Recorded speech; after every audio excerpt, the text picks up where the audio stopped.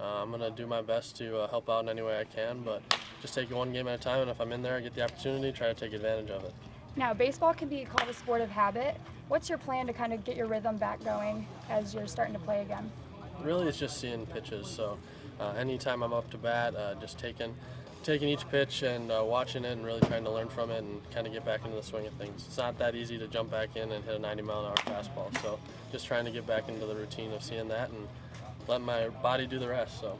All right, well, thank you. Yeah, thank you. Thanks, Kara. And, Tyron mentioned, it's tough to be back in the lineup. Baseball players are a force of habit. And tonight on the mound for Cotuit is Jace Vancina. What has impressed you about him through the first 2 weeks of the season? Well, I think one of the things that impressed me when he was at college as well, but even more so while he's here, is his control, his command. He doesn't let balls slip out of the zone. He only had 4 walks all season at Michigan, and he's continued that pace here. He's not a big swing and miss guy, but he will force you to get ground outs, easy pop-ups. He really controls the ball well. And a couple lineup changes tonight for Cotuit, one of them being John Cresto not in the lineup. What's your take on that? I think it would have to do with the past few games. He hasn't hit the ball all that well the last few games, has made some errors as well. He's been striking out a lot, getting a lot of swings and misses. I mean, he had a key play last night with the safety squeeze to score a run. He ended up getting a single on, but that was his only hit of the game. He had 3 strikeouts. When you really can't find the ball all that well, a day off might be good, because apparently Monday wasn't enough of a day off because he really didn't have all that great of a performance last night. And now let's go to Kara Burnett, who's standing fieldside with Coach Roberts with more lineup changes. Thanks, Sean. Now, I'm here today with head coach Mike Roberts. Now, yesterday, our pitchers were able to get themselves out of 2 huge jams.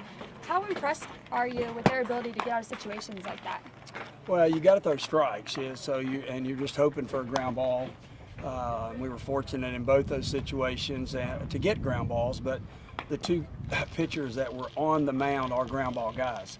So the likelihood goes up, the percentage that we would get it in that situation. But really pleased because we were able to hold the ball game close until we could score a couple of runs. Now, you talked about throwing strikes. Do you push strikeouts in those situations, or do you just tell them to get out of it in whatever way they can? No, I never push strikeouts ever, because if that happens, it does. What we're trying to do is keep the ball low in the strike zone, and then most of the time the ball's not hit extremely hard. It gives you a chance with the ball in play. If you're fortunate enough to get a strikeout, great. But the 2 guys that were on the mound at that particular time are not really strikeout artists, so we're looking for a ground ball. Now, looking at the offense, we saw Taryn Vavra come back in, as I talked to you about yesterday. How do you think he did at the plate? Oh, I thought, considering he's only had 1 at bat in the last month, he did great. He looks at the ball really well, and you can tell he's got some baseball genes in him. And I thought he had a really good ball game coming back again. He had 1 at bat at Bourne before the concussion, and I thought he was an integral part of that ball game yesterday, and we were happy to have him back in the game. Now, I also noticed that the lineup's missing Genista. Is there a reason behind that today? Yeah, Grayson got hit by a pitch yesterday, and his leg's really swollen. Soft tissue, not bone, but extremely swollen, and happened in the ball game last night. He did finish the game, but it ballooned on him during the night, so he's out of the ball game today. Could be a couple of days. So we've kind of revamped the lineup a little bit today without him up in the number 2 slot. All right, well, thank you, and best of luck today. Thank you. Thank you, Kara. And Grayson Genista has been a key component to this Cotuit offense. How much are him and John Cresto going to be missed tonight? Well, they're two of the biggest bats in the offense, and anytime that you lose 2 big bats, there's going to be an impact. But I think that the impact for him isn't as big behind the dish as it is in center field. He has an absolute cannon in center field. He's able to cover a lot of ground, and I just don't know that Miles Lewis is the same defensive center fielder that Grayson Genista is. And Miles Lewis has also not been swinging the bat very well for Cotuit. It should be an interesting night here at Lowell Park. First pitch set for 5 p.m. Hope to see you here.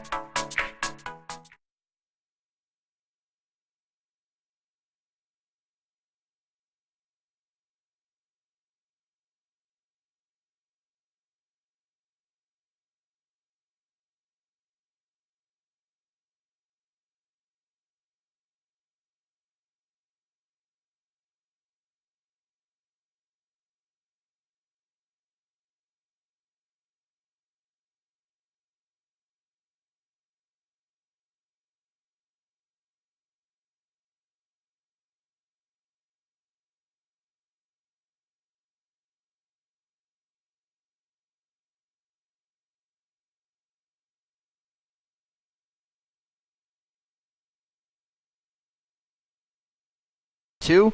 It dropped the Kettleers. They picked up a win at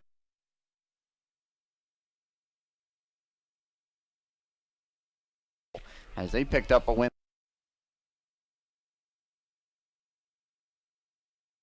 As I mentioned already,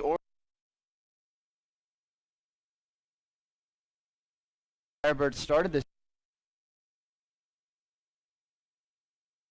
and they've won 8 of their last 10 to become the only team so far in the Cape League with 8 wins on their ledger, and thus the only team so far with 16 total points. Cotuit now 7-6 thanks to that victory over Harwich last night. They are in a 3-way virtual tie for first place in the Cape League's Western Division. Bourne and Falmouth also have 7 wins. Bourne has played 1 less game than the Kettleers. Falmouth has played 1 more, but all 3 of them have amassed 14 points so far. It's a pretty jam-packed Cape League Western Division as those 3 teams sit atop with 14 points.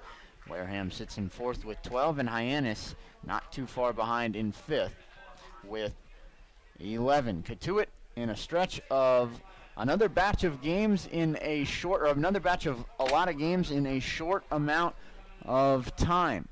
They are home tonight, then they have a makeup game tomorrow at Hyannis as they visit McKeon Park for the first time this season before playing a little bit of piggyback with Lowell Park and the road over the next few days. Wareham comes in on Friday, then at Falmouth Saturday, home against Hyannis on Sunday, at Wareham Monday, home Falmouth Tuesday, and then at Falmouth Wednesday. If you sense a trend in those 8 games or so, it's that Cotuit's about to face a lot of Western Division foes. So with that logjam in the Western Division and with the Kettleers playing a game against an Eastern Division team once again tonight, it'll be imperative for Cotuit to roll into those inter-division games starting tomorrow with a little bit of momentum. In order to gain that momentum, they will turn to Jace Van Senna, will the Kettleers, as Van Senna makes his first start of the summer for Cotuit. Van Senna actually is tied for second in the entire Cape League in wins, as he's picked up 2 wins out of the pen.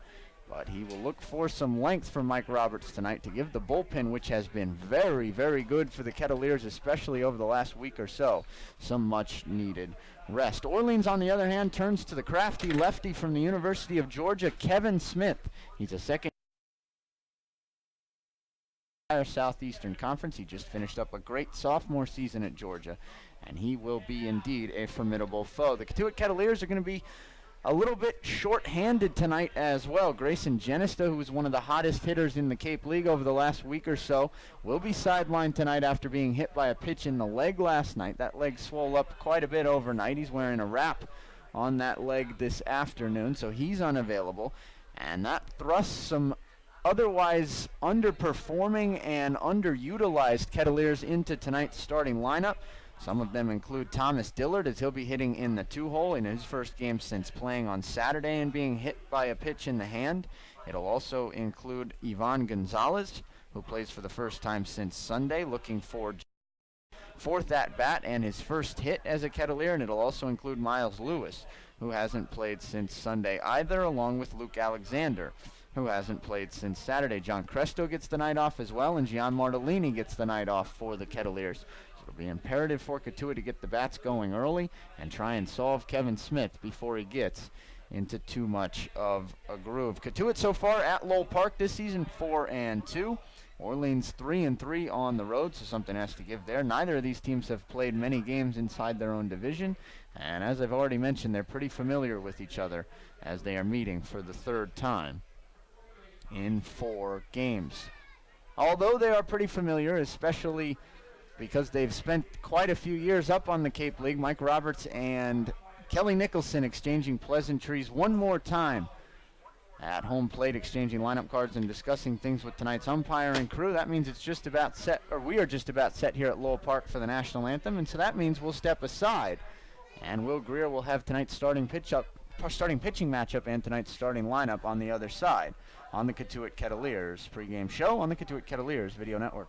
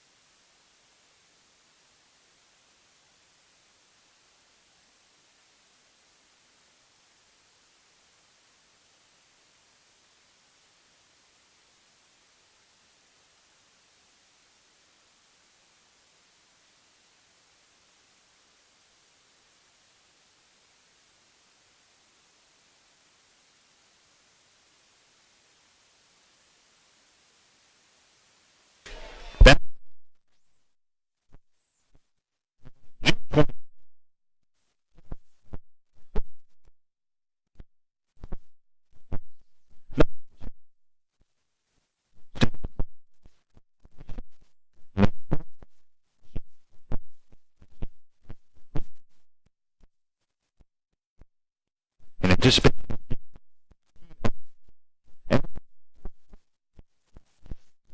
He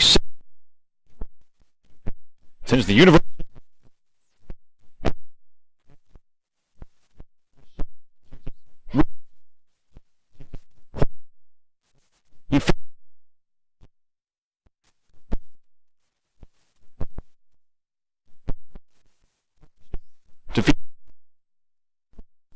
He won.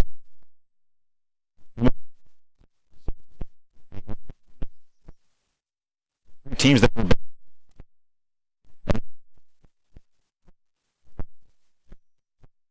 he's a guy.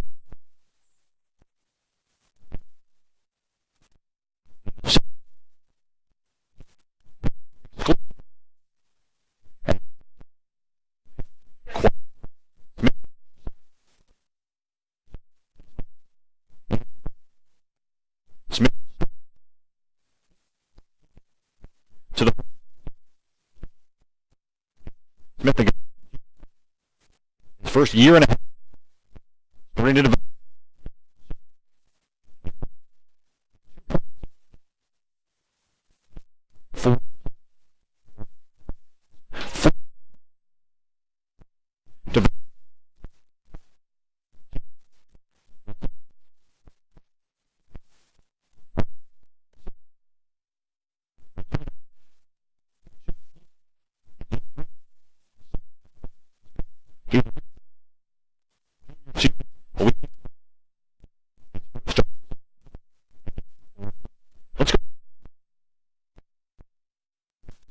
let's go.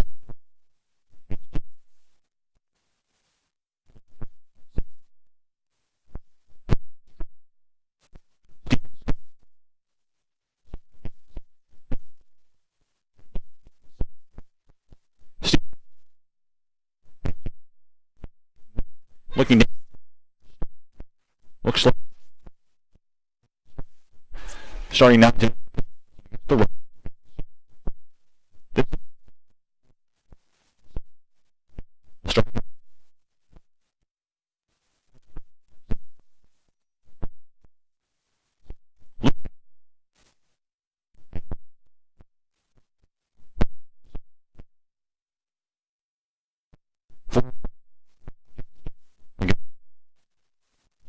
And we're told he's was hit.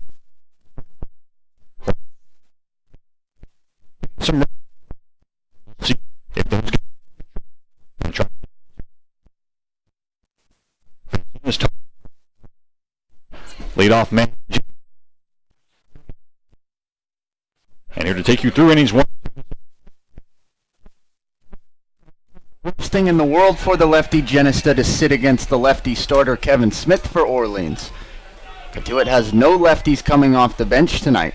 They only have 2 available players on the bench overall, as they are worn thin by low roster numbers and some injuries. As Will mentioned, Jimmy Herron digging in. Firebirds with their Fire Truck red tops, Fire Truck red hats, white numbers on the back, white Orleans across the front with numbers below, white pants.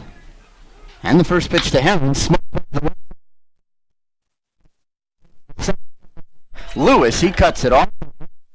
With a lead off pitch of the night. So Jimmy 6 for his last 17 with 3 doubles. Game comes into tonight with the 7th league. Second best on base percentage and the 3rd best OPS. He was held hitless last night. Wastes no time getting back in the hit column tonight, attacking the first pitch from Van Senna.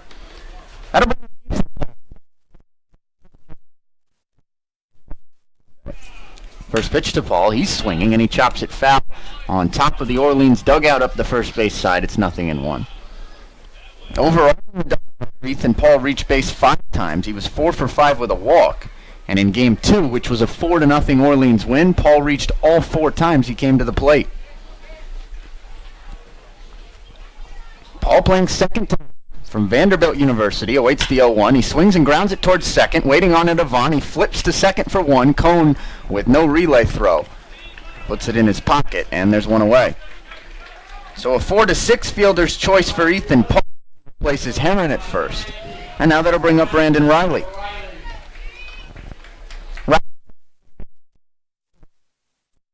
This year behind Jimmy Heron.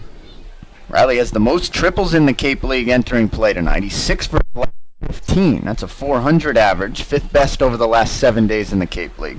He's a 333 hitter overall with an 883 OPS. He swings at the first pitch and sprays it fast up the third base side for strike one. Last night, Riley was 1 for 3. Walked and had an RBI double. And what was a big 6th inning for Orleans at home at Eldridge Park. Orleans was trailing YD 3-1 entering that bottom of the 6th.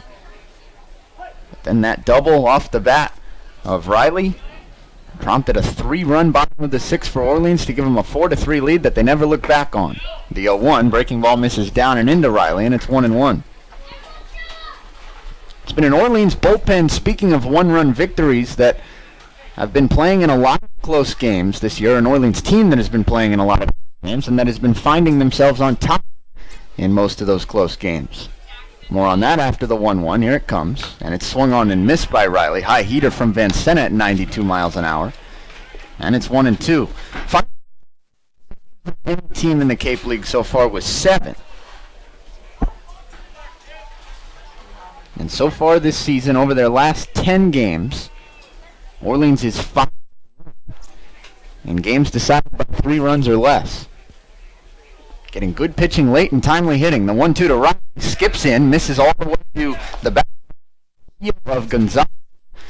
It goes eventually out of play, and so it's an automatic advance to second base on the wild pitch for Ethan Paul. And the Firebirds have a runner in scoring position with 1 out and a 2-2 count for Riley. Riley with 8 walks so far this year. He's 11th in the Cape League in on-base percentage at a .431 mark. Playing right field tonight, back from the left side. 2-2 is a fastball that misses way upstairs from Van Sena. And Riley draws the count full. Brandon Riley, 2 games that these two teams participated in Eldridge Park on Sunday. That was game 2. Riley went 1 for 2. And a pair of walks as well. Payoff pitch to Riley. And out 2. 85. He pulls the string for a strikeout in a full count. And that'll bring up Cesar Salazar. Salazar tonight. He's 8th in the Cape League in on-base percentage, though, because his on-base percentage is about 150 points higher than his average at .436. He was 0 for 4 last night with a strikeout, 2 for 6 with an RBI in the doubleheader on Sunday. First pitch swinging, he grounds it towards Avant. Avant picks it off his shoe top. A scissor step and throw.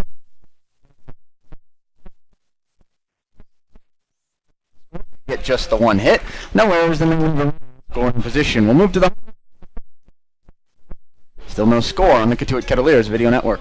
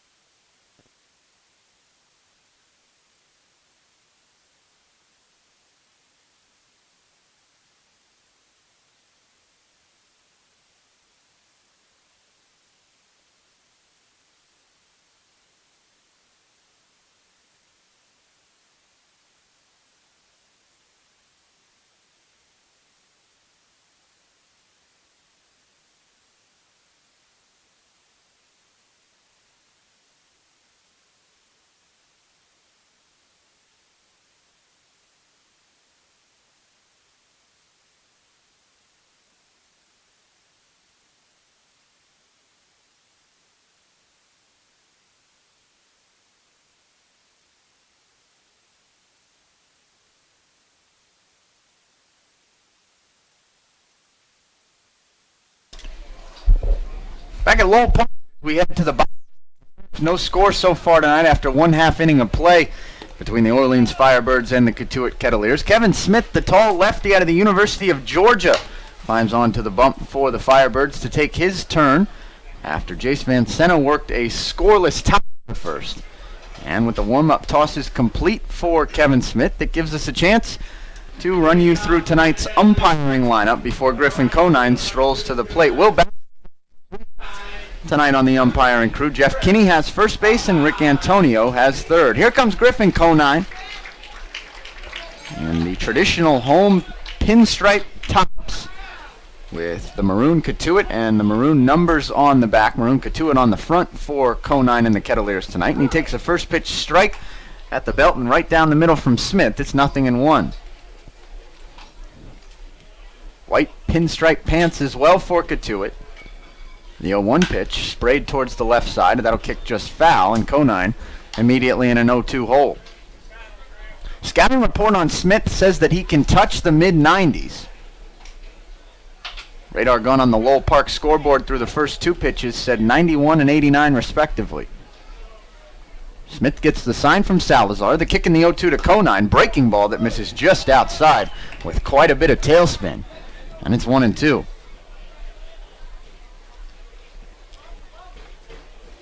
Conine comes into play this evening, the best hitter in the Cape League once again. A .420 average entering play. 1-2 pitch, big swing and a miss at another nasty slide from Smith. And Griffin Conine, who looks silly in that at-bat, is down on strikes.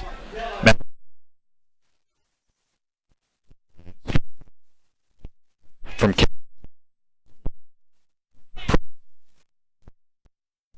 It's just the 10th strikeout of the season for Conine. And it brings up Thomas Dillard. First pitch to Dillard, and he takes it low on a fastball, a changeup rather, and it's 1-0. Dillard, as we mentioned in the pregame, hasn't played since Saturday. 1-0 pitch to Thomas, and he sprays it foul off the screen. It's 1-1. Dillard left Saturday's game against YD after being hit by a pitch on the hand. Took a couple days off, iced it up, and now back in the lineup tonight as the designated hitter. The 1-1 to Dillard. Fastball on the inside corner for strike two at 91 miles an hour. Thomas Dillard is 4 for 23 to start his Kettleer career. And 12 of his 19 outs have been by way of strikeout. The 1-2 to Dillard. Breaking ball. And make it 13 of 20 outs for Thomas Dillard by way of strikeout as Kevin Smith starts his night with 2 punch-outs on the mound for the Firebirds.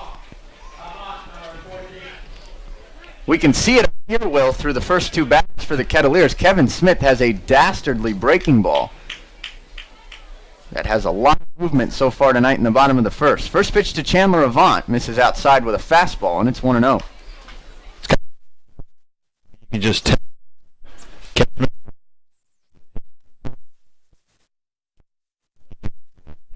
1-0 to Avant. There's that breaking ball, and Avant swings right through it, looking silly once again as a Kettleer hitter. And it's 1-1. 81 miles an hour. I'll call it a bit of a slurve because it has some downward action, but it's more left to right for Kevin Smith from the arm side to the glove side. And it gets him ahead of Avant. The 1-1, chopped foul back behind the screen, and it's 1-2. if you're until it's too late.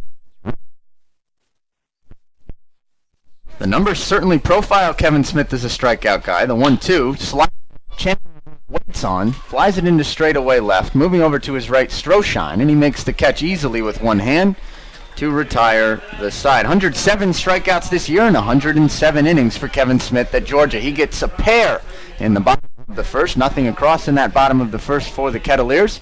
And with still no score, we move to the second at Lowell Park on the Cotuit Kettleers Video Network.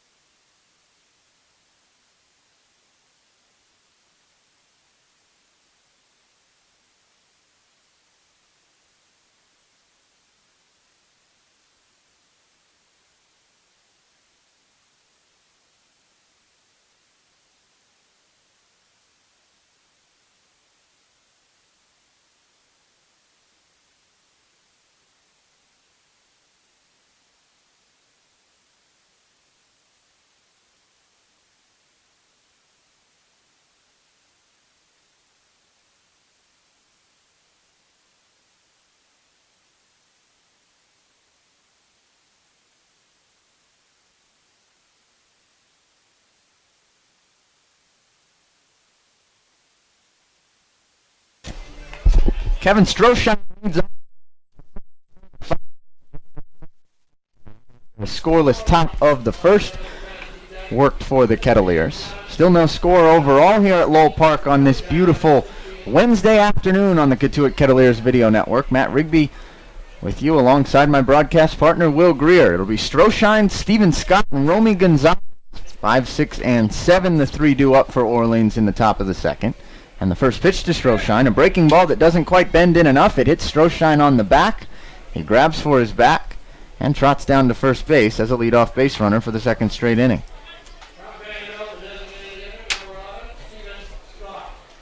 So Jimmy Herron attacked the first pitch he saw in the top of the first. Put it into the left center field gap for a leadoff single. And the first pitch of the top of the second, not where Vancena wanted it either, as he misses with a breaking ball and hits Stroshine to work his way into another jam. First pitch to Steven Scott. Fastball that misses up and away. 1-0. Call it a changeup, rather, at 84 miles an hour from Vancena. Steven Scott with a leadoff runner on in front of him. Scott just 3 for 25 for this year to start his Firebirds career. 1-0 pitch. Misses up and away. That was a fastball at 91. Same spot as the changeup, and it's 2-0. Scott does have one walk. 6 of his 22 outs by way of strikeout. And 2 more of his 22 outs. Ground ball double plays. Vancena could use one of those here. The 2-0 lifted foul out of play towards the left side, and it's 2-1. 94 on that fastball from Vancena, running in on Scott's hands. Scott did play in the back end of the doubleheader on Sunday and went 0 for 3 with a strikeout. Just a 120 hitter overall so far this season entering tonight. Designated hitter from the left side out of Vandy. The 2-1. Breaking ball that misses upstairs at 83 from Vancena. And it's 3-1. Pitch looked a little borderline, but home plate umpire Will Bowers does not bite for Jace. And now Scott's in the driver's seat. A lot of room along the right side with Tolia holding the runner Stroshine on at first. The 3-1 pitch, swing and a miss at a 90-mile-an-hour fastball. And the count runs full to Scott. Will mentioned it in the pregame. 5 true lefties in the lineup tonight for Orleans against the righty Vancena. Lars Nootbaar, the only lefty off the bench tonight for the Firebirds.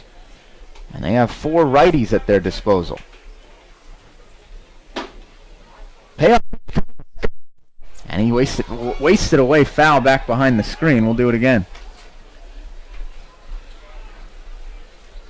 Defense behind Vancena didn't give you a chance to give it to you in the top of the first. Left to right in the outfield for the first time all year changes up.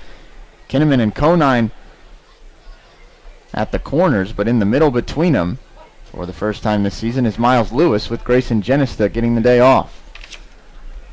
Stroshine at first, didn't run on the first pitch, blocked here. Steven Scott with an excuse me swing, fouls it back off the screen. As we'll do it once more. 94 in on the hands of Scott again there from Vancena. The next pitch will be the 8th of the at-bat. Just feels right. Of course, he hit. Right now just keeps coming to Steven Scott with a fastball. Stroshine wasn't really moving on the first full count pitch. Bluffed on the second. Now he is running here. The payoff pitch sprayed to shallow center.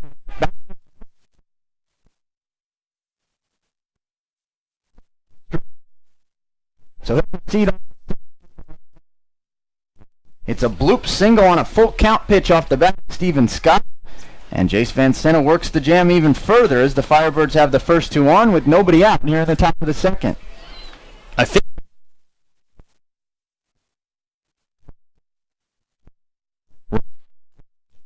But that. And it trickled.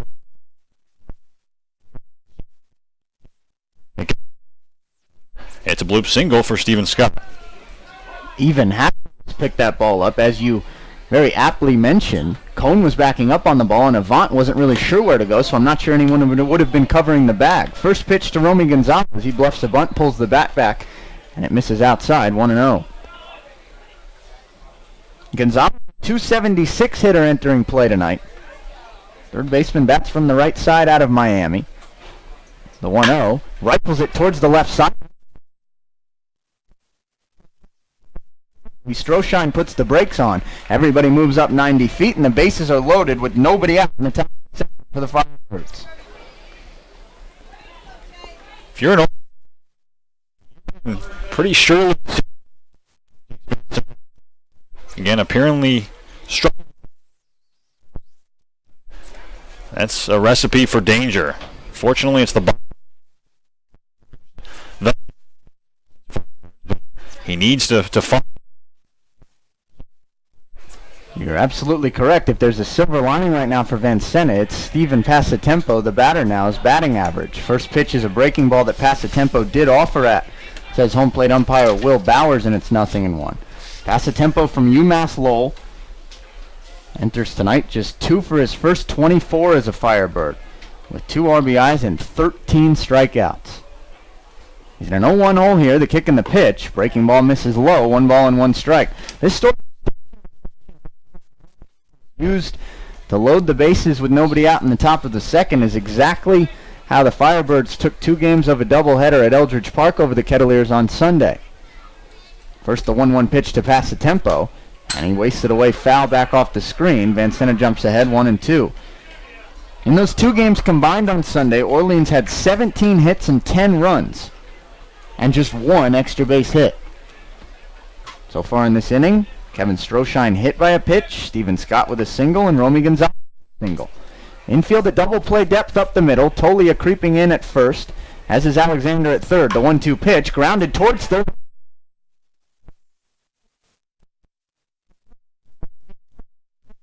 Steven Scott. It's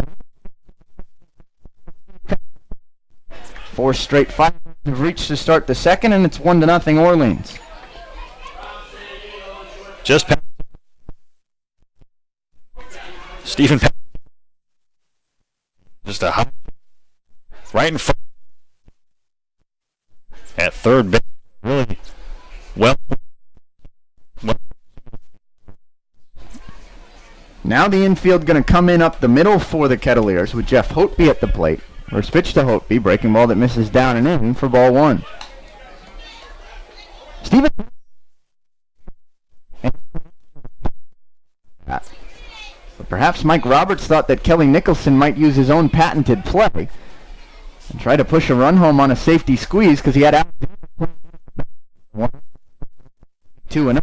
If Alexander had been at normal third base depth, that high chopper probably would have landed in Alexander's glove on a second hop, and he would have had his choice as to which base to go to. Instead, he had no play at all. And it's a well-placed RBI single for Passatempo. 2-0 hole now to Hotby, and the 2-0 pitch misses low as it skips into Gonzalez for ball 3. So a 3-0 and Ivan Gonzalez, who's running into a world of trouble here in the top of the second. Mike Roberts stays in the dugout. Brief chat is over between Gonzalez and Vancena. And now Jeff Hotby, after getting commands from the third base coach for the Firebirds, digs back into the left-handed hitter's batter's box. Hotby 6 for his first 30 this year, but he does have 2 doubles and 5 driven. One of those ribbies was left. He takes it all the way for a strike at 84 miles an hour, and it's 3-1. Hotby playing shortstop.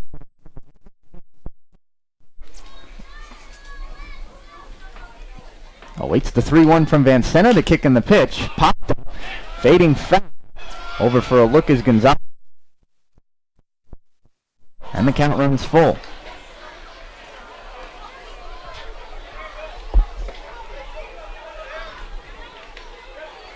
Infield will stay in advance of this full count pitch.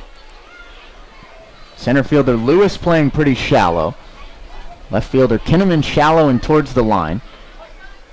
And Griffin Conine playing almost in Barnstable in right field. Swinging a foul ball, almost caught into the mid of Gonzalez, but it pops out at the last second, and Hotby stays alive. Should mention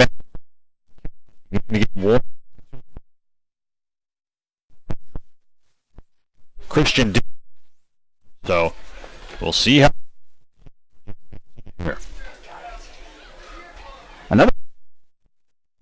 And again, he wastes it foul. As a I mean, this is when you don't have to make, because you could walk. Hope he just knows fast. It's a good. All he has to do is spray it. pay up.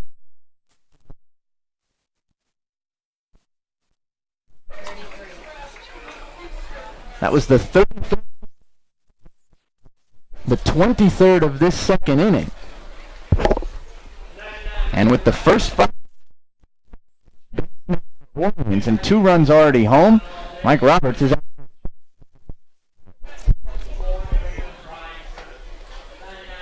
I mean, it's a. And we just saw. All like that fourth ball. The problem this season in the form of Jimmy Herron, who already singled on the first pitch he saw from Van Sena back in the first. There's still, and as Will mentioned a minute ago, there are relievers warming already in the bullpen for the Kettleers here in the top of the second. The good news for Cotuit, I suppose, at least for now, is that the Kettleers have a full stable of relievers available tonight. Austin Kitchen, who Will already mentioned, was the lone reliever, or the lone lefty reliever available on Mike Roberts' dugout wall lineup card tonight. And then there are 6 other righties available. Conference is over. Mike Roberts issuing some commands to his center fielder Miles Lewis as he pushes Lewis towards the pull side in left center. And now the first pitch to Herron, and Herron takes a big cut and fouls it back off the screen. It's 0-1. Rest of the outfield stays put, and the entire infield playing in once again. Looking to cut off what would be the 3rd run of the inning already with still nobody out. 0-1 the count to him. Kicking the pitch from Van Sena. Breaking ball misses low and away. Good stop behind the plate by Gonzalez to keep everyone put, and it's 1-1.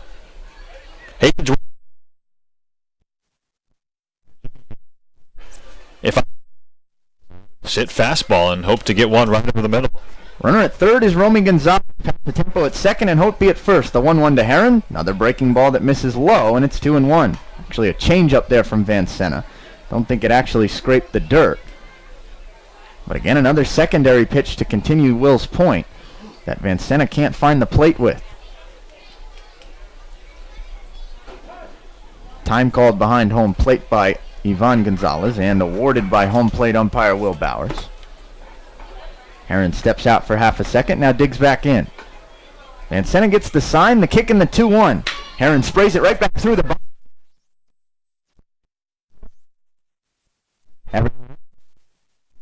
Once again, the first 6 here in the top of the second. And it's now 3-0 Orleans as Jace Van Sena's night is going to come to an end. Mike Roberts giving the left-handed sign to the bullpen. Got to figure Austin Kitchen is coming into this game. When he does so, he'll have the bases loaded and nobody out with 3 already home in the top of the second. We'll step aside and come back with more action from Lowell Park on the Cotuit Kettleers Video Network.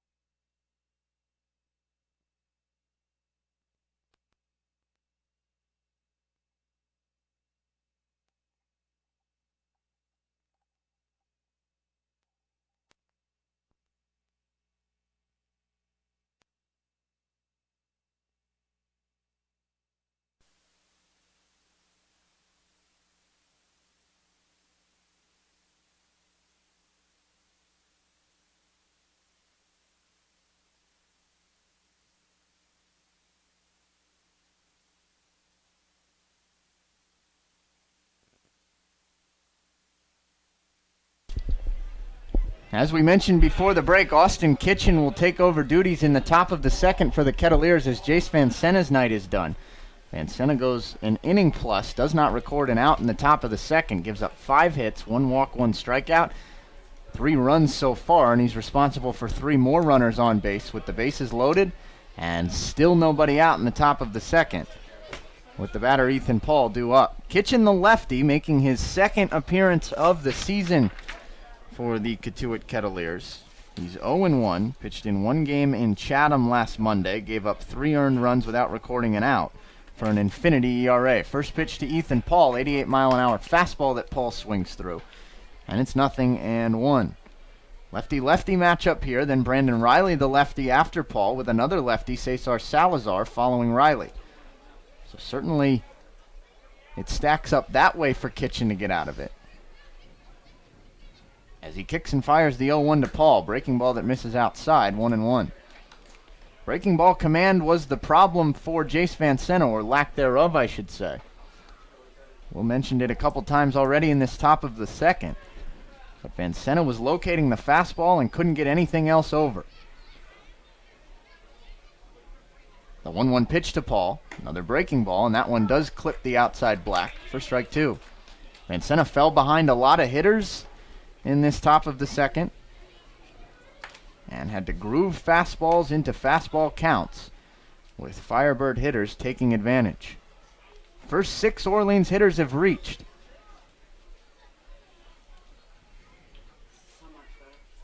The 1-2 pitch coming, infield still in, and a breaking ball gets Paul fishing for strike 3. So Austin Kitchen does a much better job with the breaking ball than Jace Van Senna had. Kitchen gets the second Firebird strikeout of the night, and that'll bring up Brandon Riley, who had the first. So Austin Kitchen 1/3 of the way up the mountain. If he can keep this game at 3-0, all things considered in this top of the second, you'd almost have to feel like it's a win for the Kettleers. Firebirds had some opportunities to take an extra base, perhaps, but they went station to station the first 6 plate appearances. That may come back to burn them. First pitch to Brandon Riley misses low for ball 1 at 89 miles an hour. Kitchen's 1 appearance so far this year as a Kettleer, not quite indicative of how good he was at Coastal Carolina this season as a sophomore. Kitchen led the Chanticleers in saves. Pitched 35 2/3 innings, striking out 30 and walking 19. 1-0 pitch, breaking ball for a strike at the belt, and it's 1-1. His freshman year, Kitchen was even better. Pitched 42 1/3 innings during the Coastal Carolina championship run. And pitched to a 4-0 record, 2 saves, and a 3.19 ERA. Lefty from Pittsburgh stares in, now steps off, before coming back onto the rubber and reaching an agreement with his catcher Gonzalez. The kick in the 1-1. Riley swings, chops it towards first. Tolia has it on the glove to home for 1. Return throw to first. In time, double play. Austin Kitchen comes into a king-size jam and works his way out of it. He gets a strikeout and a 3-2-3 ground ball double play off the bat of Brandon Riley to keep the score at just 3-0. The Firebirds score 3 in the top of the second, but it could have been more. They do so on the strength of 4 hits, 1 walk, no errors, and they leave 2 on. We'll move to the top of the third, or bottom of the second, 3-0. Kettleers trail the Firebirds on the Cotuit Kettleers Video Network.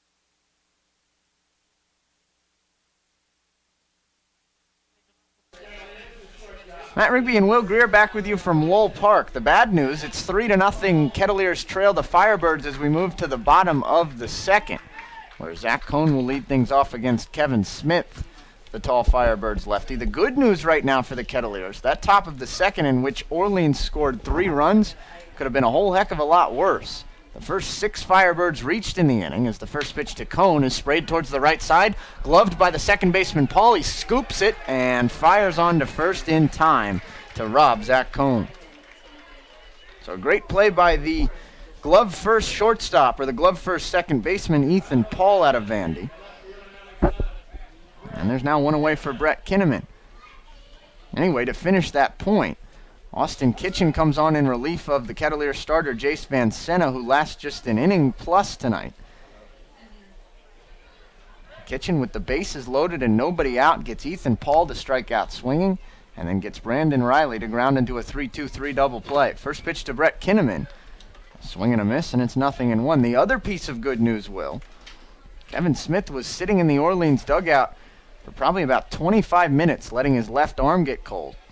And if it were not for Ethan Paul, he would have just given up a leadoff single here in the bottom of the second. The 0-1 pitch, breaking ball that misses low and away to Kinnaman, and it's 1-1.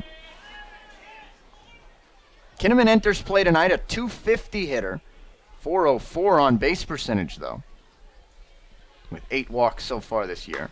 1-1 pitch, good breaking ball to Kinnaman that has him frozen, and it's 1-2. Kinnaman, one of 2 true lefties in the lineup tonight for the Kettleers against the lefty Smith. We already saw that lefty-lefty matchup prove tough on Griffin Conine as he struck out swinging in the bottom of the first. 4 outs so far tonight recorded by Smith, 2 via strikeout, 1 in the air and 1 on the ground. After a pause, Smith back on the bump, Kinnaman back in the box, and the 1-2 is a breaking ball that misses up and in. It's 2-2. Brett Kinnaman was 0 for 3 last night in Cotuit's 3-0 victory over Harwich. Did have a sac fly in that game, however. Another strikeout, though, for Brett to give him 15 so far this year. 2-2, he lays off on a slider low and away, appeal down to third, but Rick Antonio says that he held it in time, and the count runs full.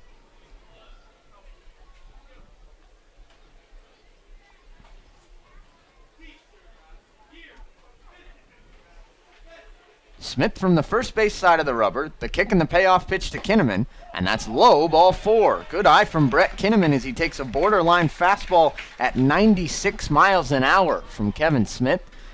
Home plate umpire Will Bowers said that it caught the shins instead of the knees, and the Kettleers have their first base runner of the night.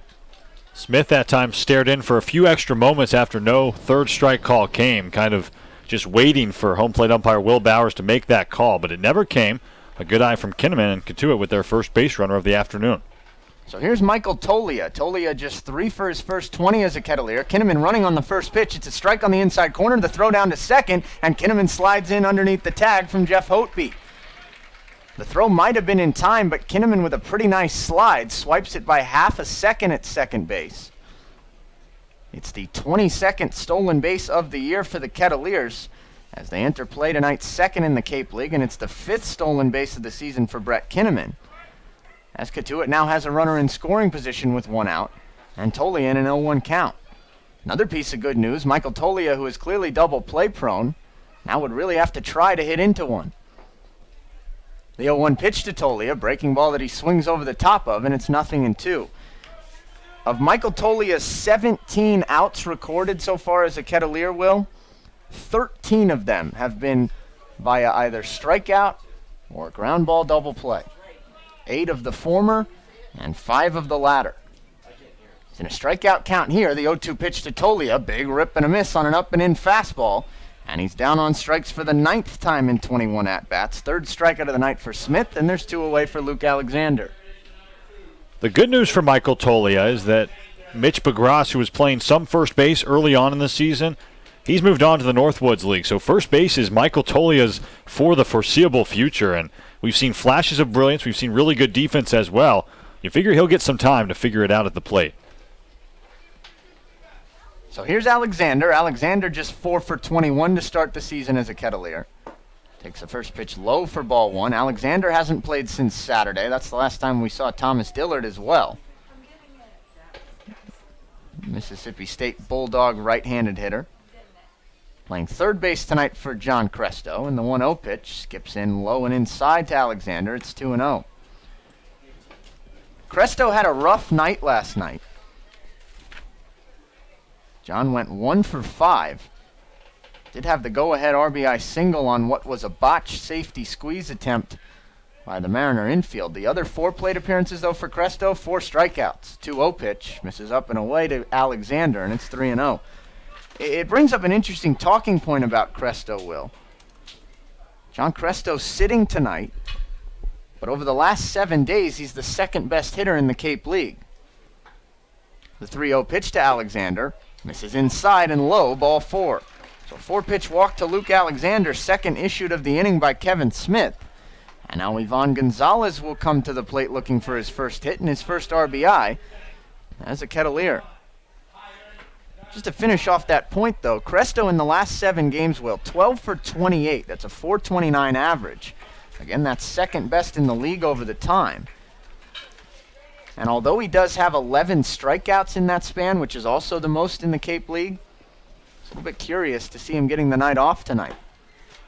First pitch to Gonzalez, over on the inside corner for strike 1. I say it's curious because it certainly doesn't seem like a scheduled night off for John Cresto. After he struck out the final time last night at White House Field, he didn't come back into the field for the bottom of the 9th. He was replaced at third by Luke Alexander. Didn't hear about any injury either. The 0-1 pitch on the inside corner to Ivan Gonzalez for strike 2.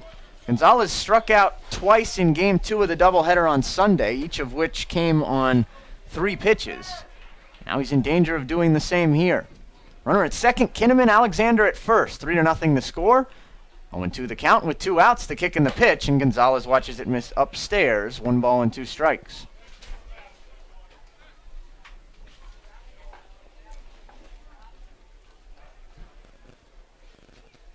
Outfield playing at normal depth, infield at normal depth and alignment as well.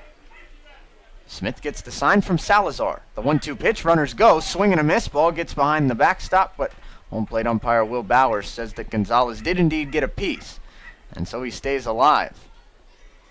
You mentioned that point, Matt, about John Cresto being, the number 2 average in the Cape League over the last week or so. In the last 3 games, he's just 2 for 11 with 8 strikeouts, so I think you look at that big stretch and you see that he has been such a hot hitter, but very much as of late, the last 3 ball games, not so much as Smith steps off. And a good opportunity, I suppose, to get Luke Alexander a spot start at third base. Time called behind home plate. I think what I was more wondering about is whether or not this is a little bit of a benching for John Cresto, or just a 1 day off and get him back in tomorrow. Guess it might depend on what Alexander does tonight. Time called once again behind home plate. Salazar starts it, and then Will Bowers grants it. And to your point, Matt, we haven't seen this yet really from Mike Roberts. It's one of the only things we haven't seen is how he treats kind of his star players, and if you just get 1 day off or if it's going to be a multiple days off thing for Cresto. The 1-2 pitch to Gonzalez. He swings and lifts it into straightaway center, backing up Heron, but he'll have room, and he makes the catch in front of the fence to retire the side. Kettleers threaten, but ultimately come up empty. No runs, no hits, no errors, a pair of walks, and 2 left. We move to the third, still 3-0 Firebirds on the Cotuit Kettleers Video Network.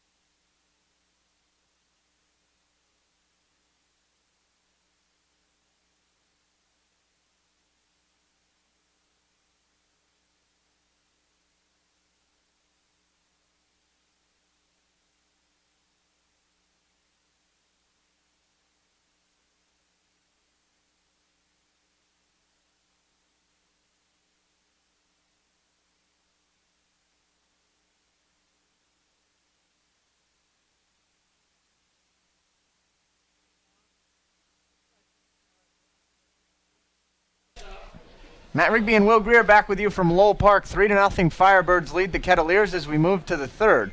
But, Will, it could be a whole lot worse. It sure could, Matt. Austin Kitchen, the guy who came in, recorded all 3 outs in the second with the bases loaded back out onto the hill for inning number 2. It was a strikeout and then a double play induced by Kitchen, who out of the windup for the first time today delivers a breaking ball that gets the outer half for strike 1 into Cesar Salazar.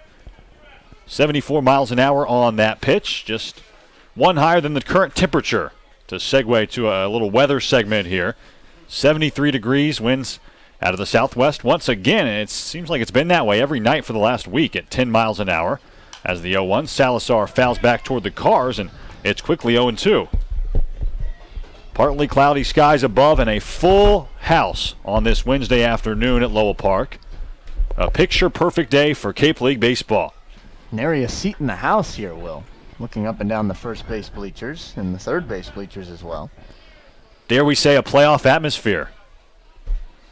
Kitchen out of the windup, kicks and fires an 0-2, swung through, strike 3. Salazar turned around that time to make sure the catcher Gonzalez gloved that foul tip, but he did. And there are 2 strikeouts now for Kitchen out of the 4 outs he's recorded. 1 gone in the third for Kevin Stroshine. So an 0-2 start to the day for Cesar Salazar, the dangerous catcher, and now a lefty-righty matchup with Stroshine stepping in.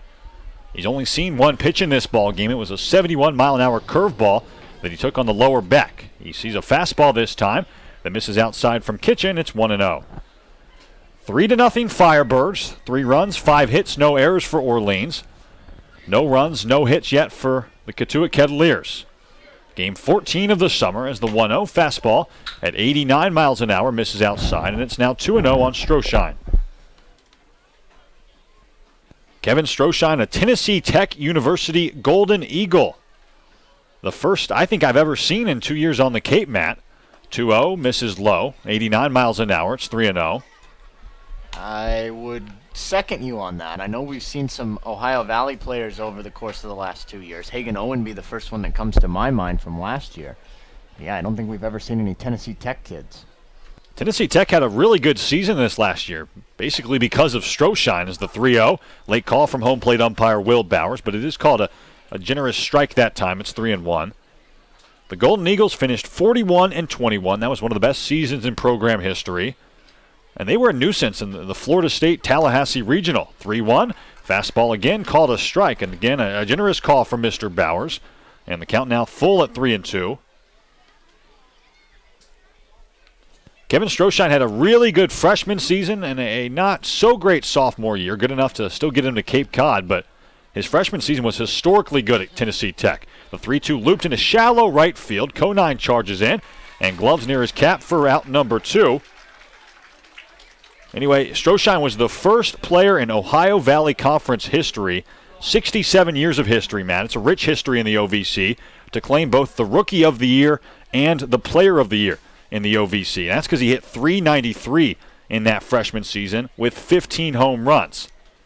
Can only really go down from there. And he did kind of go down in his sophomore season, hitting under .300 at .292, but still a really good prospect. He's 0-for-1 today, and Steven Scott, the DH, steps into the left side and looks at a first pitch slider that gets the outer half for strike 1.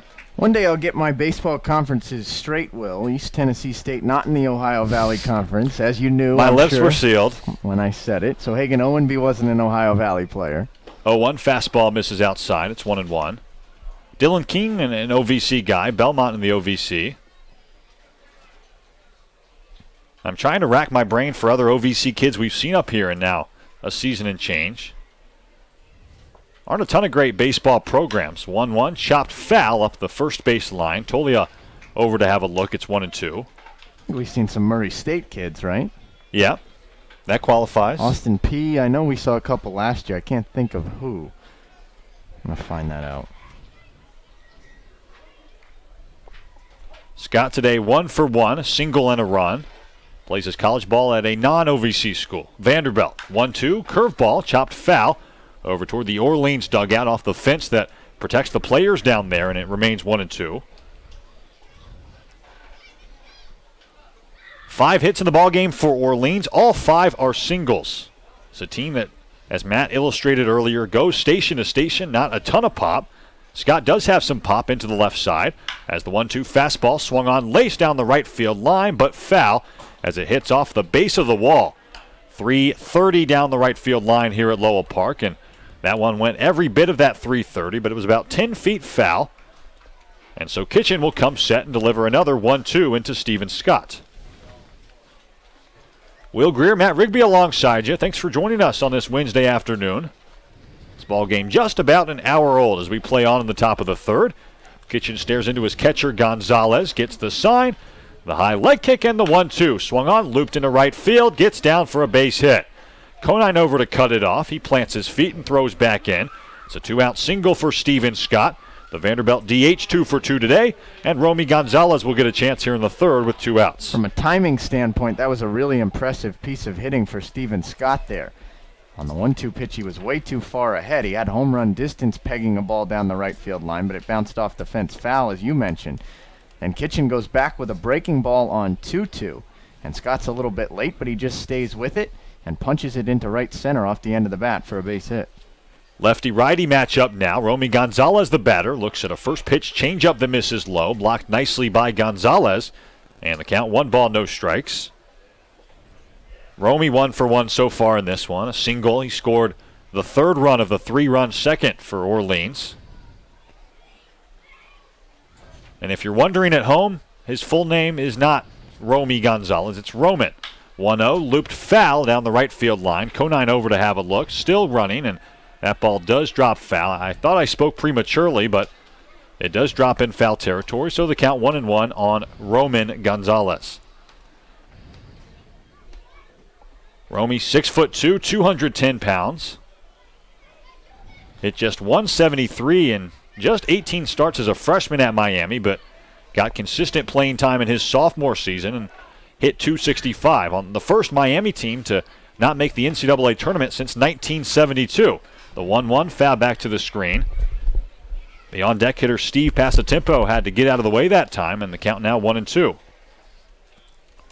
Mentioned this in the broadcast on Sunday. I believe it was in Game 1 that the Miami Herald wrote an article about Miami missing the NCAA tournament, and they did not hold back any punches. Get to that in a moment as Kitchen stares in. Stares Scott back to the bag at first. Now kicks and fires a 1-2. Swung through, strike 3. In the dirt that time, Gonzalez did not attempt to run down to first. Gonzalez tags him out, and it's a 2-strikeout top of the third for Austin Kitchen. We're through 2.5 now from beautiful Lowell Park. Orleans 3, Cotuit nothing on the Cotuit Kettleers Video Network.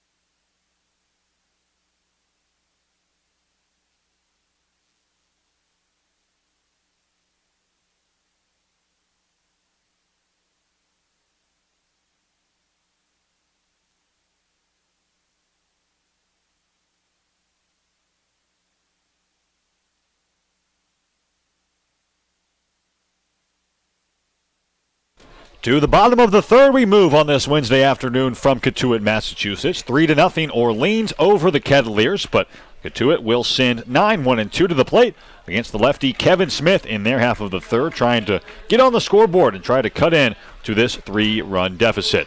Will Greer, Matt Rigby alongside you. Kevin Smith back out onto the first base side of the rubber after throwing just 19 pitches to retire the first 6 outs of this one. Kicks and fires a first pitch fastball into Miles Lewis that misses low. 1 ball, no strikes, the count on the Cotuit 9-hitter. Lewis last played in game number 2 Sunday at Eldridge Park. He went 0 for 2. Just 3 for 16 so far this summer in 6 games. As the 1-0 from Smith gets the inside corner, 89 mile an hour that time. The fastball from Kevin Smith, and the count 1-1 on Lewis. That 3 for 16, the bad for Miles, but he's only struck out 2 times. He's put the ball in play quite a bit. The 1-1, inside corner once again, 77 miles an hour that time. 1 ball, 2 strikes now, the count on Miles. He's stolen a base, he's driven in a run as well. He's a guy that you'd think the more he puts the ball on the ground, at some point he's going to find holes. At some point he's going to start beating ground balls out.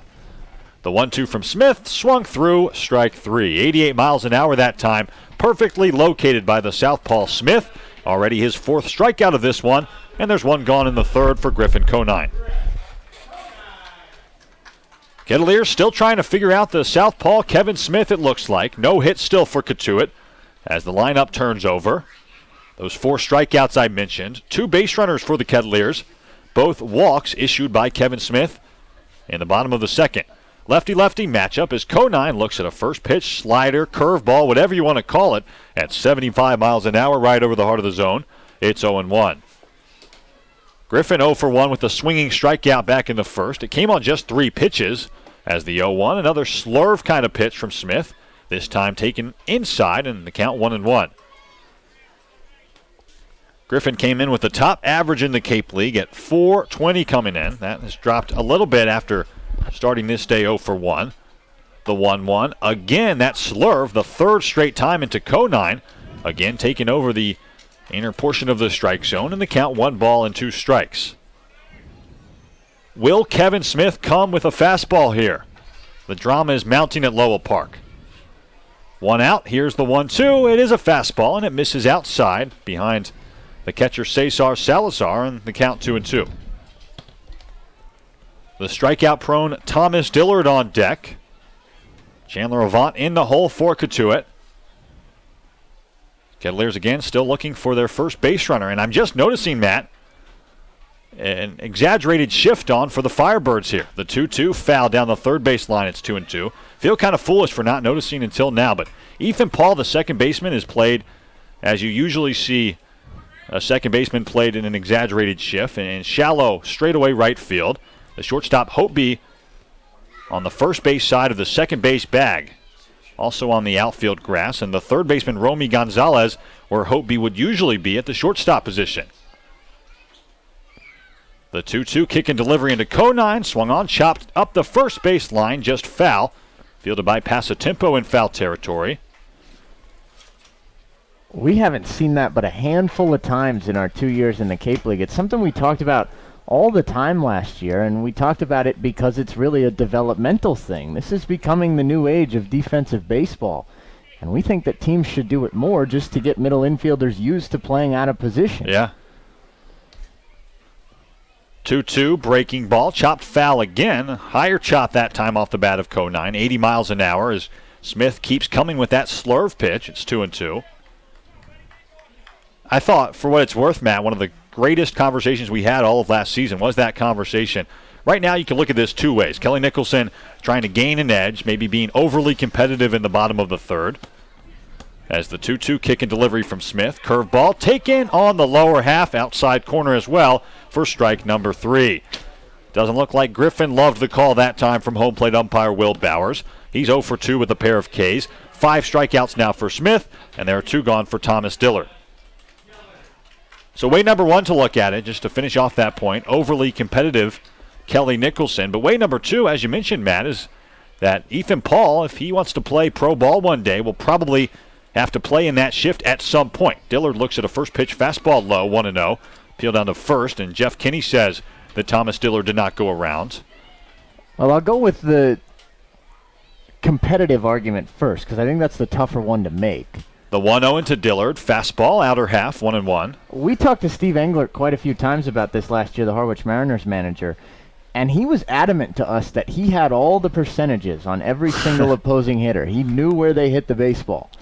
The 1-1 fastball, this time just a bit outside as the catcher Salazar tried to frame it. It's 2-1. And while I think it was a little bit tongue-in-cheek from Steve Englert, it's certainly attainable. The stat system we use in the Cape League point streak tracks pull percentage and oppo percentage. 2-1, chopped high, but foul back behind the plate. It's 2-2. You couple that with Griffin Conine being the top hitter in the entire Cape League coming into play tonight, and maybe Kelly Nicholson said, I'm not going to make a habit out of it, but if there's one guy that I'm going to play to pull, it's Griffin Conine. He did it there, and it really didn't even come into play because Conine's 0 for 2 with a pair of punch-outs so far. How often have we seen Griffin go to straightaway right field with a line drive so far this season? Don't answer that. 2-2 into Dillard. Fastball misses up and away. It's 3-2. Not that he can't go the other way, but that's what we've seen Griffin Conine do thus far this season. And I'd imagine if he had have made sharp contact, it would have gone to about where Ethan Paul was standing. The 3-2 misses outside. Nice take from Dillard, who was just one strike away from striking out for the second straight time this ball game. But he's at first. The third walk issued by Kevin Smith, and Chandler Avant comes up. I may be in the minority, though, to now take the second side of the argument. I may be in the minority, but I would be in favor of every manager in this league playing an exaggerated shift every time an opposing left-handed hitter comes to the plate, even if they're not even a dead pull hitter, just to get the infielders used to it. Avant swings at a first pitch fastball, sends it to Paul, who has it ricochet off his chest into right field. E4 that time, an error on Ethan Paul. Avant reaches at first, Dillard to second. Bit of a rally brewing for the Kettleers here in the third as Zach Cohn comes up. You were saying, continue that thought. I mean, that was kind of it.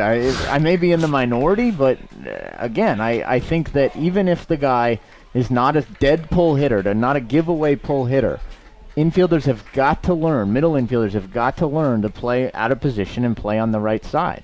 There are a lot of big league MLB players right now who bat from the left side and who may never hit a ground ball for a base hit again in their careers. Cohn, the batter, first pitch swinging, pops it up on the right side, Passatempo under it, and gloves just in foul territory for out number 3. The Kettleers for a second consecutive inning get 2 on, but they cannot score, and we're through 3 now from Lowell Park. Still 3-0. Firebirds over the Kettleers on the Cotuit Kettleers Video Network.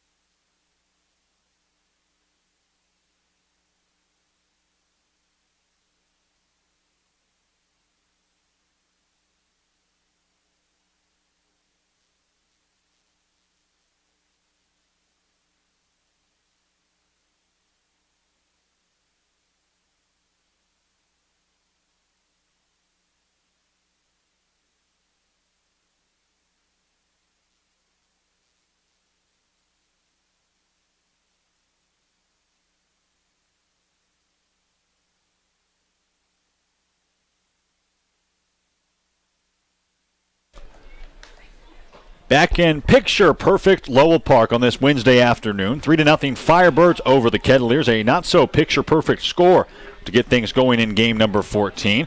Orleans will send 8-9-1 to the plate against Austin Kitchen.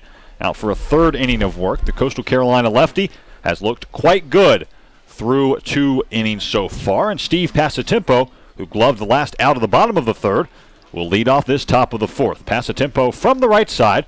The UMass Lowell Riverhawk looks at a first pitch fastball on the outer half from Kitchen, and the count now 0 balls and 1 strike. Passatempo 1 for 1 so far today, an RBI single back in the second. That was the high chopper over the head of the third baseman Luke Alexander as the 0-1 misses low from Kitchen. It's now 1-1. It was just the third base hit for Steven Passatempo this season, coming in 25 at-bats. A sub-100 batting average coming in at .083, but he is 1 for 1 with that RBI high chop single back in the second. The 1-1 rifled up the middle, a base hit. Maybe all Steven Passatempo needed was a lucky single like the one he had in the second. He makes sharp contact that time. He's already doubled his hit output from his first 9 games and his first 2 at-bats today, and he's on first with a leadoff single for Jeff Hopeby. 3-0 Orleans. Hopeby, the 9-hitter, comes up. No exaggerated shift put on by Mike Roberts with the left-handed hitter. Tolia is holding on the runner Passatempo at first, so a big hole on the right side as lefty-lefty matchup. First pitch fastball misses outside, nicely blocked by Gonzalez, and it's 1-0. I mean, what's your opinion on the usage of it from what you've seen in a year and change? The way it currently is constituted, too much or too little? Too little, for sure.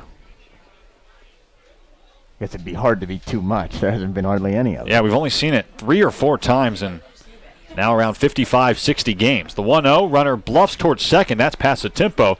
The changeup swung through by Hopeby. Passatempo wasn't running, so the count 1-1 with the dancing Steven Passatempo still at first base. I guess there's a camp of baseball fans who would think that even 3 or 4 shifts is too much. There were the outlaw the shift contingency a few years ago. I think it's bad for the game. I don't understand that. The 1-1 pitch swung through. A good fastball. Back pick down to first. And Passatempo again dancing. This time back in safely again. 1-2. I don't know that I'm willing to go to the extreme of forcing the second baseman to play out in shallow right field every single time. But I think you make a really good point, Matt, that it's not an easy play. It's a really long throw from where Ethan Paul was standing in the last half inning. It's not a play that you get any practice with, you think. It's the 1-2. Doesn't occur because Kitchen throws over. Well, and it's not just for middle infielders either. There are a lot of teams at the major league level who leave their shortstop in place and slide the third baseman over to the right side. It's not what Orleans did in the bottom half of the third, but it could happen as you go throughout the minors and majors. Kitchen again throws over, and Passatempo again back in safely. I think it's certainly a valid point we bring up. I don't know that I'm willing to commit to it should happen more, it should happen less. I think certainly it should happen a bit more, but it's not like you see it all the time in the majors now. I mean, that shift is not outdated at this point as the 1-2 swung through, strike 3. Change up that time from Kitchen on the outer half. Hopeby now 0 for 1 with a strikeout, and Jimmy Herron comes up. Fair to say that you don't see the second baseman go that far out into right field anymore? Do you think it's diminishing? That's what I've kind of gleaned from the last couple seasons. I just think every team's different. I guess it depends which team you watch more of. Sure. It's a conversation we could have for hours and hours. This isn't just a one-sided coin either. It's important for the hitters to learn how to hit into the shift or beat the shift. Herron, the batter, looks at a first pitch changeup low. Another back pick, and Passatempo again in safely with the dive. And I say hit into the shift, maybe hit through the shift would be a better choice of words there, because I think if you're a left-handed hitter who's prone to a ground ball on the right side, you learn to improve your exit velocity. You learn to find holes in that shift, put the ball where the infielders simply can't get to it because it's hit so hard. 1-0, misses low. It's 2-0 now. Or you just learn to use the left side of the infield. Maybe the shift will play itself out in a matter of years if hitters at a younger level learn to start beating it.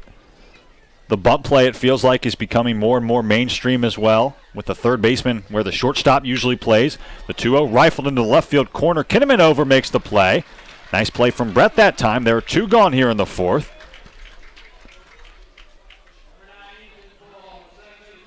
Ethan Paul coming up, 0 for 2 so far today.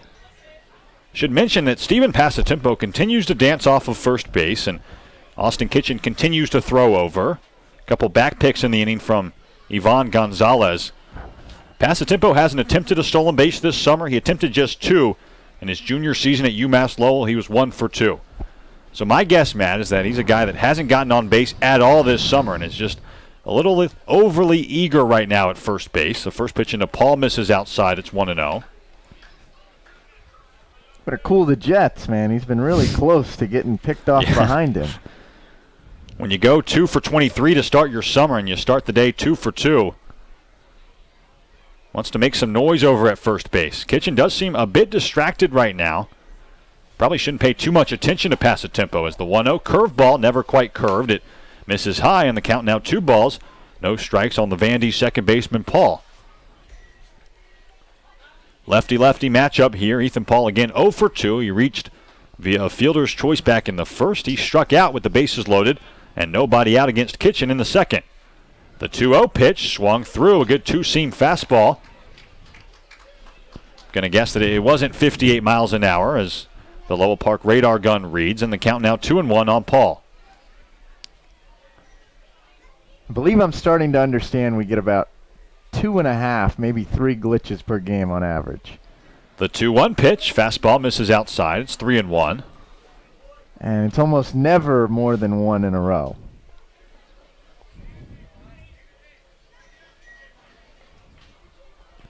Passatempo, the runner at first. He reached via the leadoff single up the middle against Austin Kitchen. 3-0 ball game as the 3-1. Chopped foul over toward the Orleans dugout. Fortunately, everybody okay, and it's 3-2. At least the malfunctions, Matt, are so far off that it would be tough to be fooled. Unless we get a side armor. I mean, we've seen David Inman. We saw Robert Broom, the lefty reliever for Bourne, I believe. A couple guys that throw in the low 60s at times. The 3-2 runner goes, and the pitch chopped foul again. This time up the first baseline, and the count remains 3-2 on Paul. Oh, Bobby Broom is a Brewster Whitecap. Brewster Whitecap.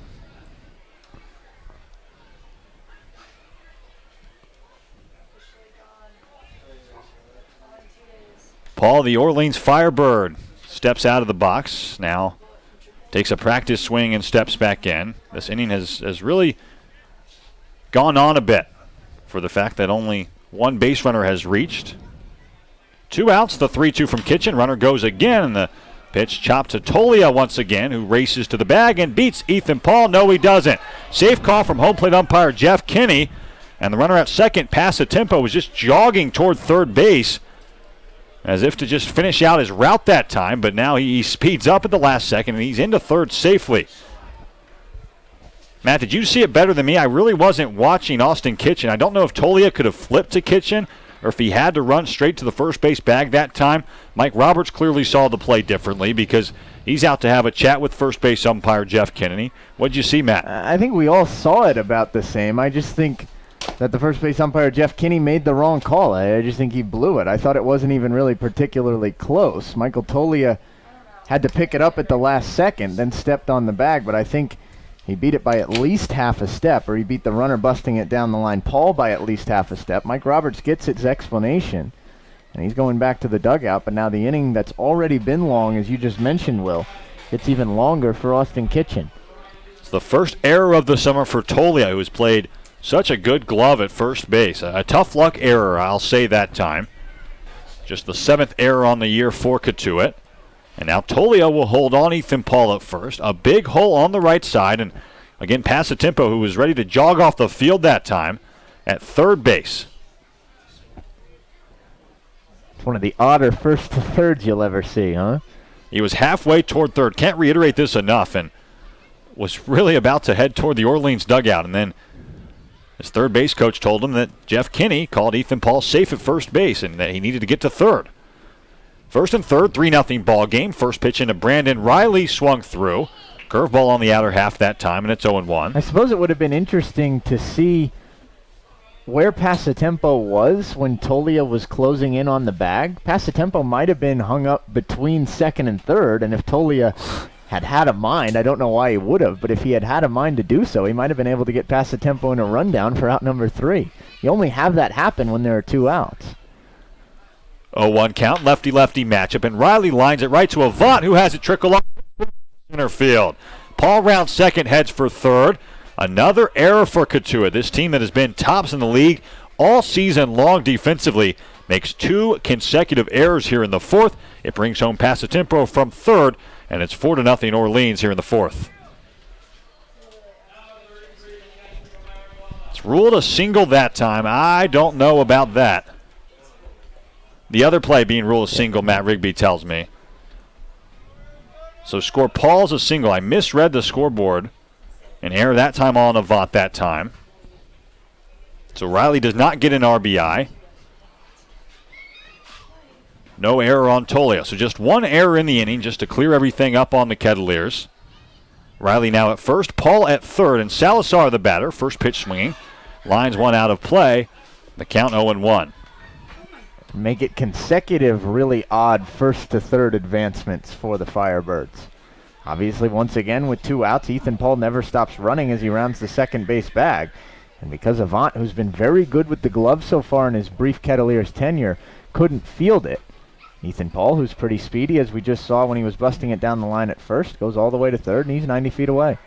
The 0-1 curveball, again fouled back off the bat of Salazar. He's right on that pitch. Just a little bit off, and the count 0-2 on the dangerous cleanup hitter.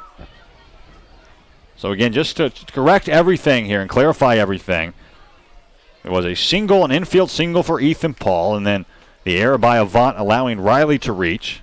So no RBI for Riley. Paul at third, Riley at first. 2 outs here in the fourth. 4-0 ball game as Kitchen stares in. Gets his sign, checks the runner Riley at first, now kicks and fires an 0-2 that swung on and popped up into shallow center field. Avant races back, called off by the center fielder Lewis, who races in and makes the catch for out number 3.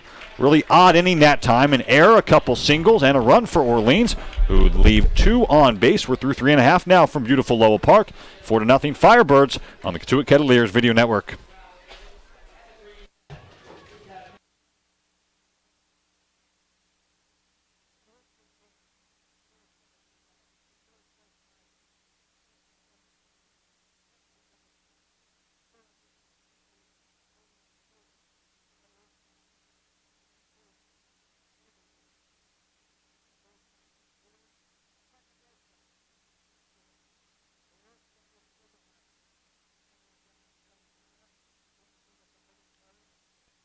Panera Bread the other day. Oh, no way. Yeah. Yesterday? I did. I work at Panera. Oh, no. Yesterday? No, it was Monday. It was in like Yes.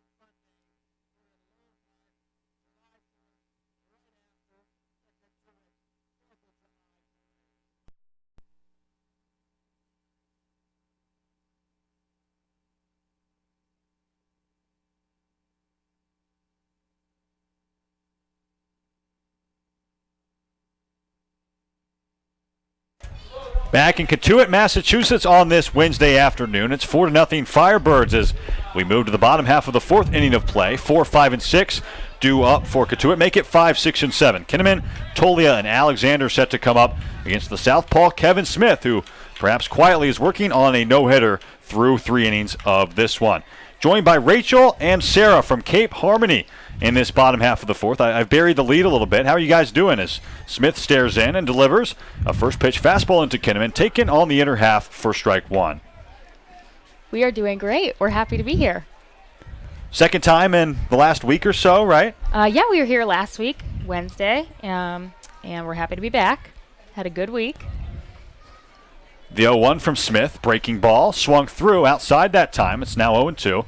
How's the last week been? Performances all across Cape Cod, I'm assuming? Mm-hmm. Yeah, we've been keeping busy. We did some singing for the Cape Cod Times and had an exciting viral video. So it's been a successful week. We're definitely happy about that.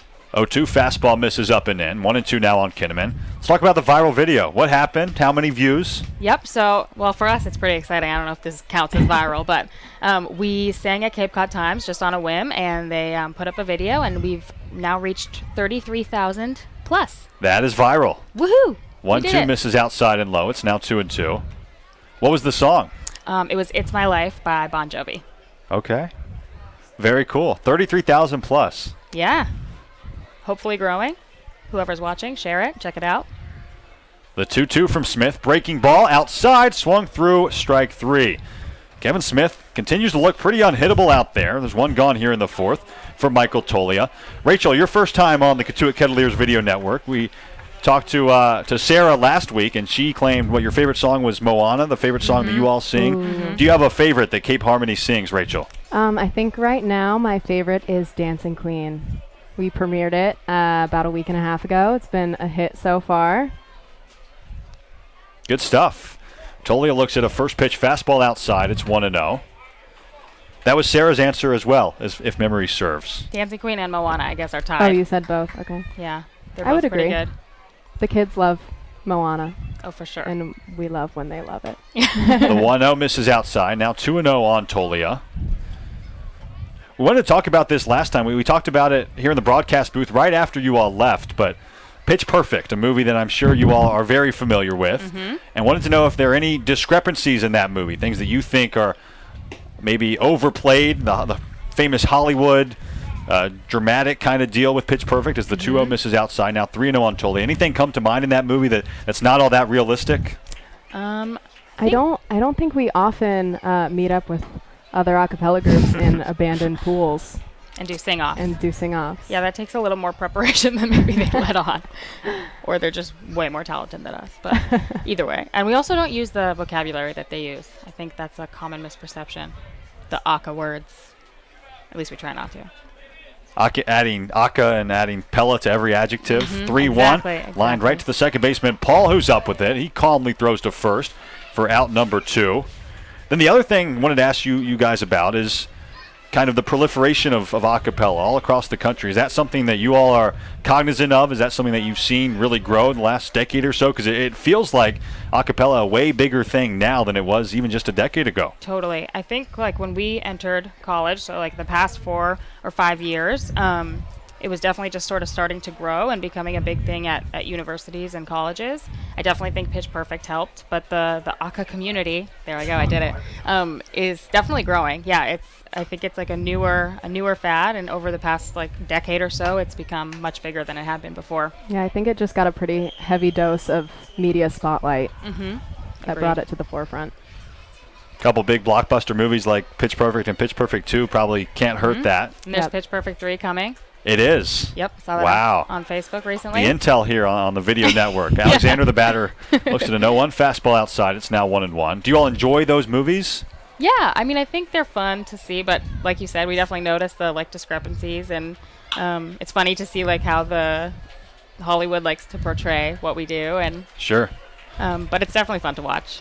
The 1-1 grounded to Romy Gonzalez at third, who makes the play for out number 3. Quickly, before we sign off here in the bottom of the 4th, where can the fans at home catch you guys the next coming weekend for the rest of the summer? Yeah, absolutely. So we have shows every Wednesday in Cotuit at the Federated Church at 7:30, but we also sing all over Cape Cod. We do weekly shows in other towns, and our whole summer schedule is on our website at capeharmony.org. So that's definitely the place to check out if you want some more information or you want to find a show, and we'd love to see you there. All right, good stuff. Sarah, Rachel, appreciate it very much. We'll head to the 5th from Lowell Park. It's still 4-0 Orleans over Cotuit on the Cotuit Kettleers Video Network. Thanks.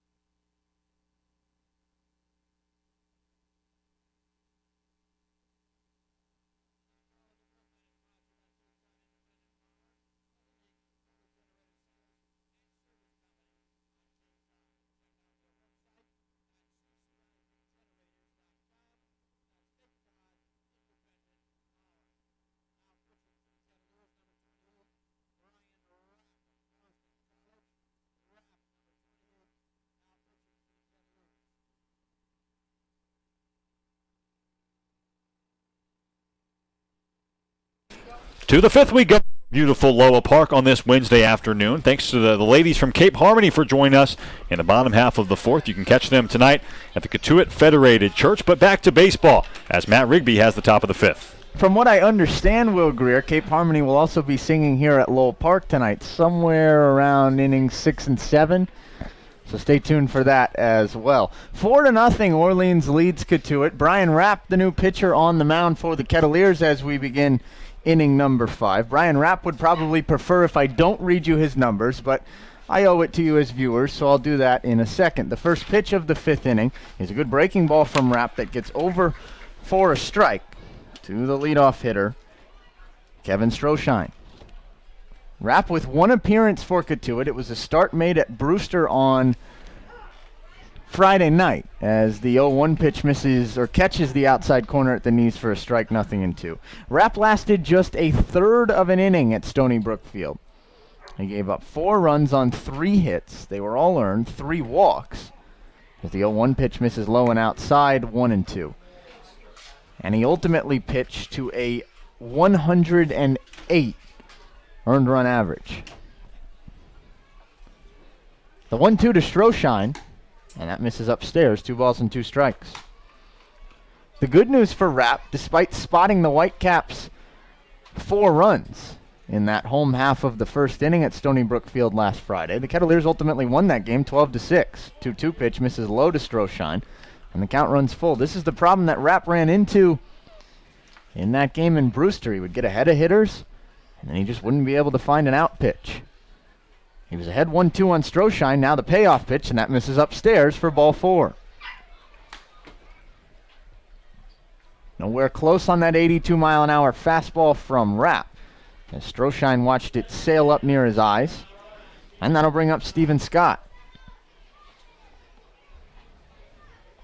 Romy Gonzalez, the other scheduled hitter in this inning. But barring a double play, Steve Passatempo should get a turn as well. Scott is 2 for 2, and Passatempo is 2 for 2, with Romy Gonzalez 1 for 2. Orleans has 8 hits overall, and they've got all of them.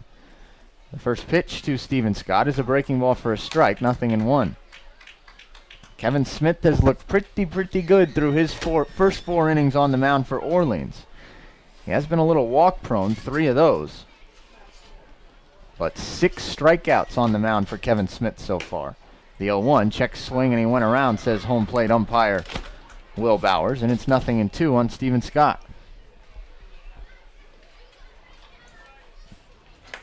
Again, 4-0 as we play in the top of the 5th at Lowell Park. Firebirds lead the Kettleers as Orleans is looking for their 3rd win over Cotuit in just a 4-day span.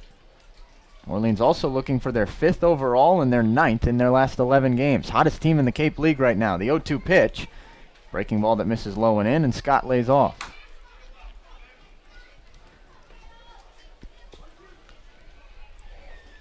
Steven Scott entered tonight just 3 for his first 25 as a Firebird. If he could get a base hit here, he'd have 3 hits in just this game alone. Throw over, and traipsing back to the bag is Kevin Stroshine. Shadows starting to creep along the left side of the infield here at Lowell Park. Left side of the outfield as well. Everything else still drenched in sun. Path between the pitcher and the hitter still okay as well. The 1-2 pitch, and Scott swings through a 90-mile-an-hour fastball on the outside corner from Rapp. And there's one away with one on for Romy Gonzalez. Talking about how hot Orleans has been, Matt. They started the season 0-4, and again, in their last 10 ball games, 8 wins. This is really not the time to run into this Firebirds club, and it's a shame for the Kettleers. You obviously play who's on your schedule, but you only play Orleans 4 times all season, and 3 of those 4 meetings in this 4-day stretch when the Firebirds are red hot. Pitch into the batter now, Romy Gonzalez, is a breaking ball that Rapp hangs, and Gonzalez lines it to straightaway center. Lewis reaches down for the ball. He can't glove it. It trickles all the way behind him and towards the wall. Rounding second, moving to third, and then rounding third and moving home is Stroshine. It goes down as, I would think, a double for Romy Gonzalez. Not sure if he will get an RBI. No, he won't, because an error will be charged to Miles Lewis in straightaway center, allowing Stroshine to score. And it's now 5-0 Orleans. More sloppy defense from the Kettleers. Again, we haven't seen anything like this all season, which is the good news for Mike Roberts' club, but the bad news is that a couple of really bad defensive plays have already been made in this one. So the batter, Steven Passatempo now. The first pitch to Passatempo, a fastball for a strike on the outside corner. It's 0-1. Miles Lewis playing his first game of the season in center field tonight. It's not a foreign position to him, though. It's his natural position at school. And in the stead of Grayson Genista, did not look good on that one. The 0-1, swing and a miss from Passatempo on a breaking ball, and it's 0-2. Romy Gonzalez officially gets credit for a single there. And then Stroshine moves up 2 bases, I would assume, on the error. I'll check that, or double check that in just a second. The 0-2, and Passatempo lays off a breaking ball that misses low and away, 1-2.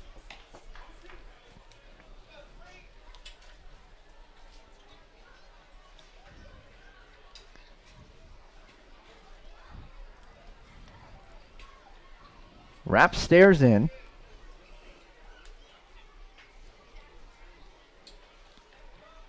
And now the 1-2 pitch. Misses low and away once more. It's 2-2.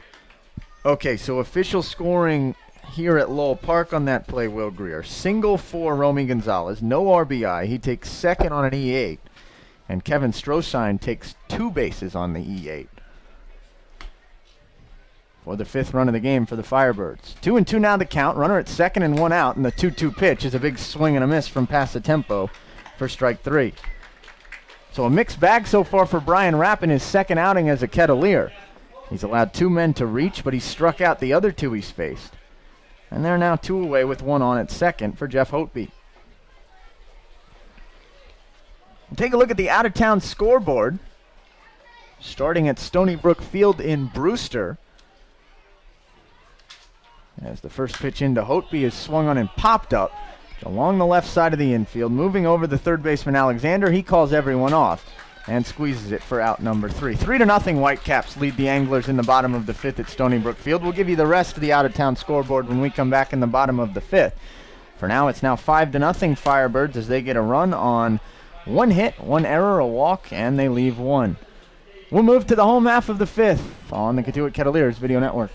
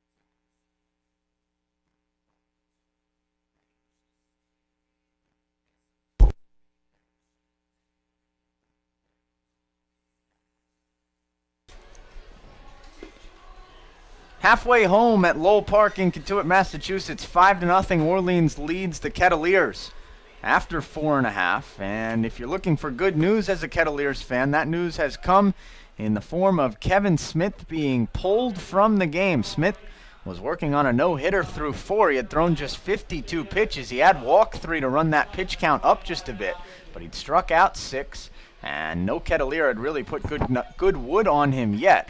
However, as Will and I assumed in between half innings, Kevin Smith must be on quite an innings limit, mandated by his Georgia Bulldogs coaching staff. And so the new pitcher looking to keep the no-hitter intact for the Firebirds is the righty out of the University of North Carolina, Taylor Sugg. Taylor Sugg from Greensboro, North Carolina, stands 6'2", 180. And the first batter that he'll face is Ivan Gonzalez as the pitch misses upstairs, 1-0.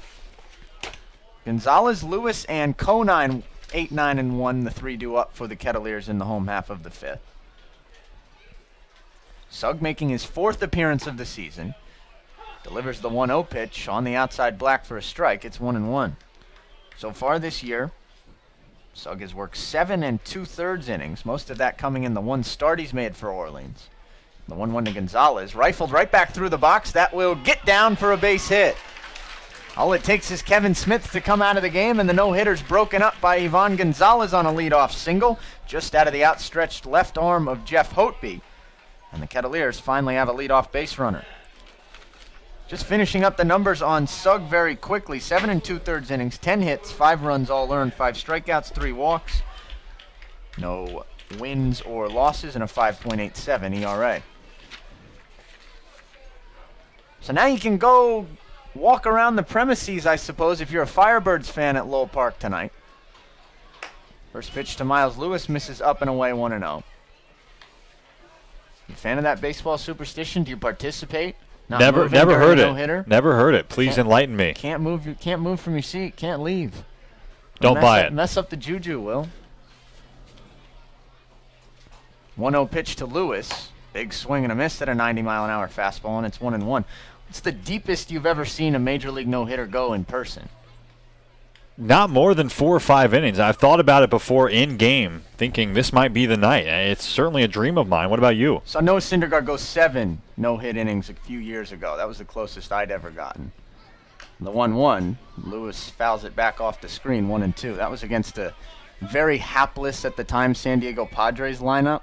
Yeah. And I remember thinking at the time, this is the night. Put an asterisk next to this one if it happens. And then somebody in attendance with us, who will remain unnamed, got up after inning number 6, and it was broken up eventually. The 1-2 to Lewis, nubbed towards the third baseman Gonzalez. Gonzalez charges, tries to barehand, and cannot make the play. So everybody will be safe. Gonzalez at second, and Lewis at first on what will probably be ruled an infield single, as the Kettleers have something in the pot with the lineup card turned over for Griffin Conine.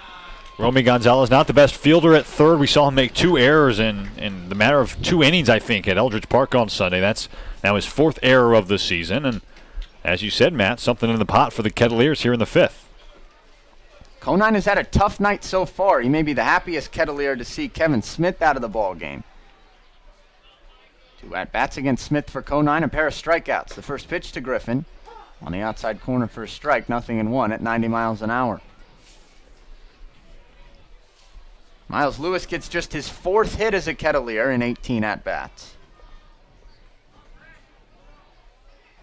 After Ivan Gonzalez got his first hit as a Kettleer before him. The 0-1 pitch, another rip and a miss from Conine at a changeup on the outer half, and it's 0-2. Starting to notice it already the last few games, Will, after Griffin Conine burst out of the gates so far in 2017, that pitchers are making a conscious effort to pitch him rather tough. No cookies, and good pitch mixing is what I've seen to Griffin Conine the last few nights. Conine steps out before the 0-2, now stands back in. And awaits the pitch from Sugg. From the stretch, the kick, and the fire, and the 0-2 misses low and away, 1-2. This Orleans staff has pitched Griffin Conine particularly well. Through 2 games and change now at the plate, Conine, dating back to Sunday's doubleheader, is 1 for 9 with 4 strikeouts against Firebird pitching. The 1-2 pitch to Conine. This is just low and outside, and it's 2-2. Conine saw 12 pitches against starter Kevin Smith, and I would imagine, Matt, at least 8 or 9 of those 12 were that slurve, slider, curveball, whatever you want to call it. I mean, Griffin did not look too comfortable at that pitch, and rightfully so. Lefty-lefty matchup, not an easy pitch for him to hit. 2-2 to Conine, and he lifts it foul out of play back behind the screen. We'll do it again. You can never be 100% positive until you ask a guy or see him play more regularly, but I'd assume Ivan Gonzalez doesn't have the best speed at second base, doesn't look like the fleetest of foot. And he plays the catcher's position, which usually means that he's a slower runner. Miles Lewis, a good runner at first. The 2-2 to Conine misses outside, and the count goes full. A couple borderline pitches from Sugg to Conine the last two. And Conine has spit on both of them to get the count back full. Big pitch in this game, 5-0 Orleans, but Cotuit threatening in the bottom of the fifth. 2 on, nobody out. The payoff pitch from Sugg, and Conine takes a big rip and a miss at an 84-mile-an-hour changeup for strike 3. Griffin Conine, very uncharacteristically, has now struck out all 3 times he's come up tonight. And that'll bring up Thomas Dillard.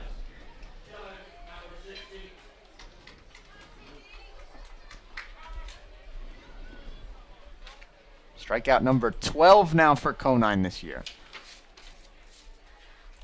And Thomas Dillard, who picked out strikeout number 13 back in the first, watches a first pitch breaking ball miss up and away from Sugg. And it's 1-0. Second time up, Dillard walked and was ultimately stranded at second. The 1-0 pitch, Dillard gets a big cut but fouls it off the screen, and it's 1-1. Thomas Dillard, a switch hitter, batting from the left side for the first time tonight, with the first righty into the game for Orleans. There's another righty warming down the right field line bullpen for the Firebirds. Trying to get you a number on that in a second. Before the 1-1, Sugg steps off the rubber and wheels around towards Ivan Gonzalez at second, but Gonzalez scampers back in.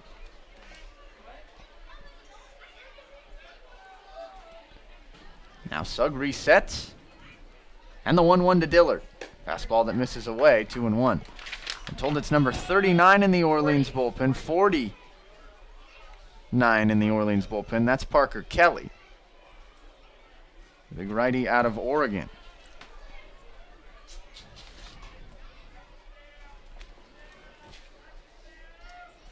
The 2-1 coming to Dillard, kicking the pitch, and it's a fastball grinder right back through the box, gloved by Sugg to second for 1. The relay throw onto the first baseman, Passatempo in time, double play. 1-6-3 kills the rally for the Kettleers in the home half of the fifth. They do not score despite picking up 2 singles. There were no errors, and there was one runner left on base. We'll move to the 6th, 5-0 Orleans leads Cotuit on the Cotuit Kettleers Video Network.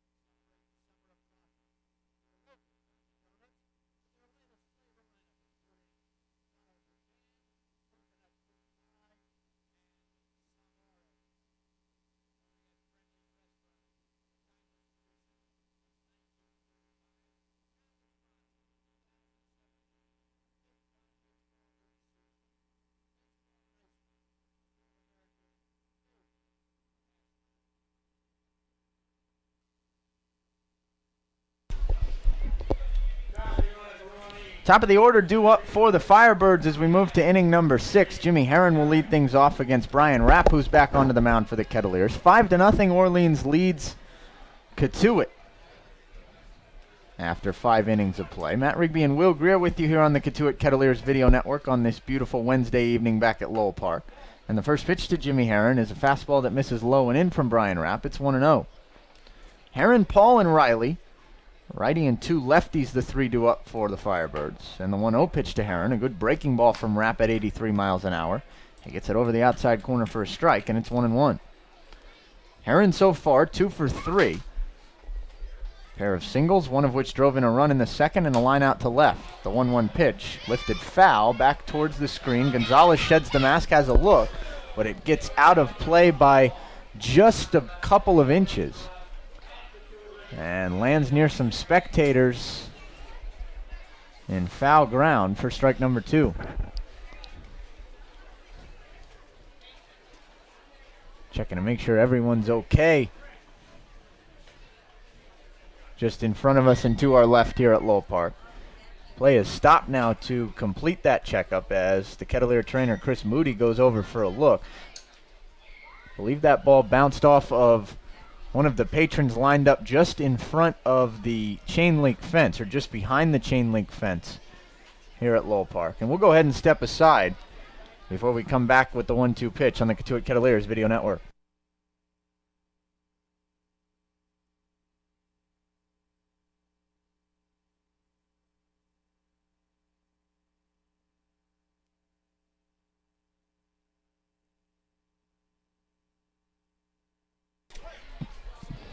Back at Lowell Park, the 1-2 pitch to Heron, and he gets just a piece. Another foul ball. This one stays in play, but rockets off the fence, and we'll do it again. Looks like the young woman who was hit with that foul ball seems to be responsive, talking to the Cotuit trainer, Chris Moody. A few grins being exchanged, and you'd assume all is well. The 1-2 to Heron misses low and away, skips all the way to the backstop, and it's 2-2. Big old bag of ice being brought over. I'm guessing she'll have on her head for the duration of this one, but it looks like she's going to stay at the park and stay at her perch right behind the fence down the third base line. It's the risk you run when you sit there, I suppose. Always in the line of friendly fire. The 2-2 pitch to Heron, breaking ball misses up and in, and it's full. Looked like a fastball actually there from Rapp at 90 miles an hour with a little bit of run that Heron laid off.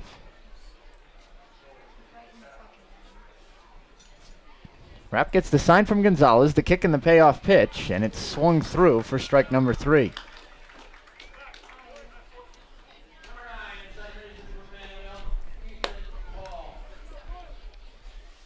Ethan Paul comes to the plate now.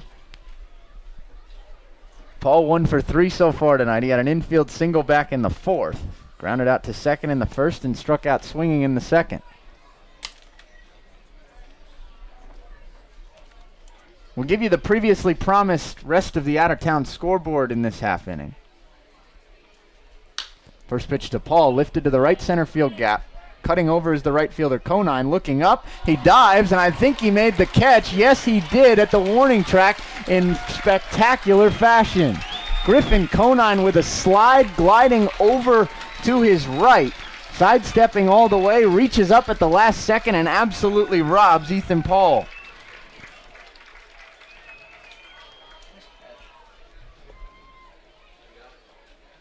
That ball was swung on and lifted to the deepest part of the park in right center. Griffin Conine seemed to have it measured all the way. Glided over, and as we've seen him do quite a few times on some balls hit his way so far this year, he reached the glove up at the last possible instant. And he picked it out of the air while sliding just in front of the fence for out number 2. The first pitch to Brandon Riley is over for ball 1. And now the 1-0 pitch to Riley. This is low and in, 2-0. Even when Griffin Conine goes 0 for 3 at the plate, still has a day to remember. I mean, that was an absolutely tremendous play in deep right center field.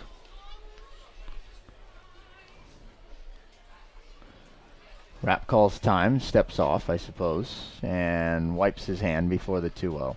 Hyannis leads Bourne 4-0 at Doran Park, top 3. 2-0 pitch, check swing, but it's a strike all the way, says home plate umpire Will Bowers, and it's 2-1. Just underway at White House Field between a pair of teams that have each lost 2 in a row. YD and Harwich scoreless, must win rather, you would think, for Harwich, as they've slipped to 5-8-1. 2-1 misses up and away to the number 3 hitter Brandon Riley. And it's 3-1. Just underway at Spillane Field in Wareham as well. Top two, no score between Falmouth and the Gatemen. Brewster, meanwhile, has extended their lead over Chatham to 8-0 in the bottom of the sixth from Stony Brook Field. The 3-1 pitch to Riley rifles it down the right field line, but it skips just foul. For strike number 2. Jeff Kinney, the first base umpire, olays that ball. Some fancy footwork from Mr. Kinney, and the count goes full to Riley. Looking at the scoreboard tomorrow, Matt, we could realistically be in a 5-way tie for first in the West Division after play-ins tomorrow night. Payoff pitch misses upstairs to Riley, ball 4, and he works out a 2-out walk. I'm intrigued. If Bourne loses to Hyannis tonight, they're down 4-0 in the bottom of the third. That would put Hyannis to 6 wins. If Wareham beats Falmouth, that would get Wareham to 7 wins. And Falmouth and Wareham aren't playing tomorrow. So if Cotuit loses to Hyannis, stay with me. Hyannis gets to 7 wins. If Cotuit loses this game, they're at 7. If Bourne loses tonight, they're at 7. If Wareham wins tonight, they're at 7. Yep. It could happen. It's a jam-packed Cape League Western Division. We mentioned that on the pregame show. Just 3 points separate first place from last place. That's a win and a tie in the Cape League. First pitch to the batter now, Cesar Salazar, misses down and in for ball 1. Would also take a Bourne loss tomorrow against YD. So if everything holds up tonight, and if Bourne loses tomorrow, if Cotuit loses tomorrow to Hyannis, I mean, it could very much happen. 5 teams with 7 wins. And we don't just mention it for the sake of conversation. There's a spin and a throw over from Rapp. Ushers Brandon Riley back to the bag. Cotuit is playing their 7th straight game against a Cape League Eastern Division team. Tomorrow's game at McKeon Park in Hyannis starts a string of 7 straight against Cape League Western Division teams. Those are the games you obviously want to win more, as the 1-0 misses low and away 2-0. And because of the rainouts that we had through the first few days of the season, it's really that way for most of the teams in the Cape League. Most of them have played a lot of cross-division games. They've got a lot left against the rivals that they see more frequently. And as we've all known over the years, those are the games that ultimately determine the playoff spots. The 2-0 rifled right back through the box and into center field for a base hit. So Cesar Salazar continues the 2-out line moving as Brandon Riley moves up to second. Consecutive 2-out base runners for the Firebirds, and now Kevin Stroshine coming to the plate. Yeah, it's 7 straight games against West Division foes for the Kettleers. And you figure if Cotuit is to go to the playoffs, you only have to finish in the top 4 in your division, but a lot to be determined. 7-6, a nice record to have through 13 games. But as you just said, Matt, it's going to come down to what you do against your own division. That's just how it is in the Cape League. First pitch to Stroshine catches the belt for a strike, 0-1. Somewhat remarkably, Will, through the first 13 games of the season, Cotuit has played 3 games against Western Division clubs. The 0-1 pitch to Stroshine, that skips in for ball 1. It's 1-1. Just for frame of reference, you play 4 games a year against the 5 teams in the other division. Math serves, that's 20. And the Kettleers have played half of those 20 already through the first 13 games of the season. The 1-1 pitch, Stroshine with a home run cut, and he comes up empty as it's 1-2. Cotuit still hasn't played a single game against Wareham. They'll see the Gatemen for the first time here at Lowell Park on Friday. Kettleers also haven't visited the Gov yet. They'll be in Falmouth for the first time on Saturday.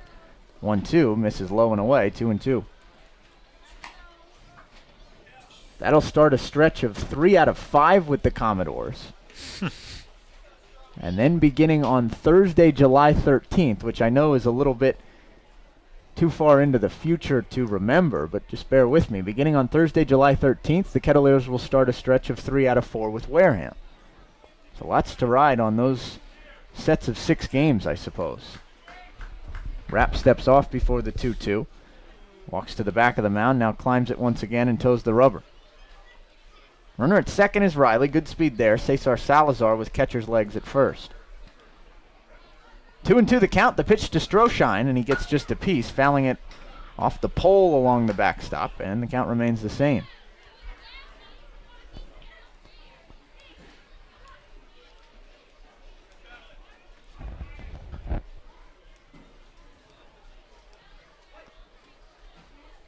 Shadows now fully enveloping the path between home plate and the pitcher's mound. His wrap comes set and delivers the 2-2. Breaking ball looped to shallow center. Now backing up on it is Lewis. He has it measured, and he makes a running catch to retire the side. A pair of nice plays in the outfield that half inning for the Kettleers, the best of which came from the right fielder, Griffin Conine. Orleans threatens, but they do not score. They get a hit, no errors, a walk, and they leave two. We'll move to the bottom of the sixth, still 5-0 Orleans on the Cotuit Kettleers Video Network.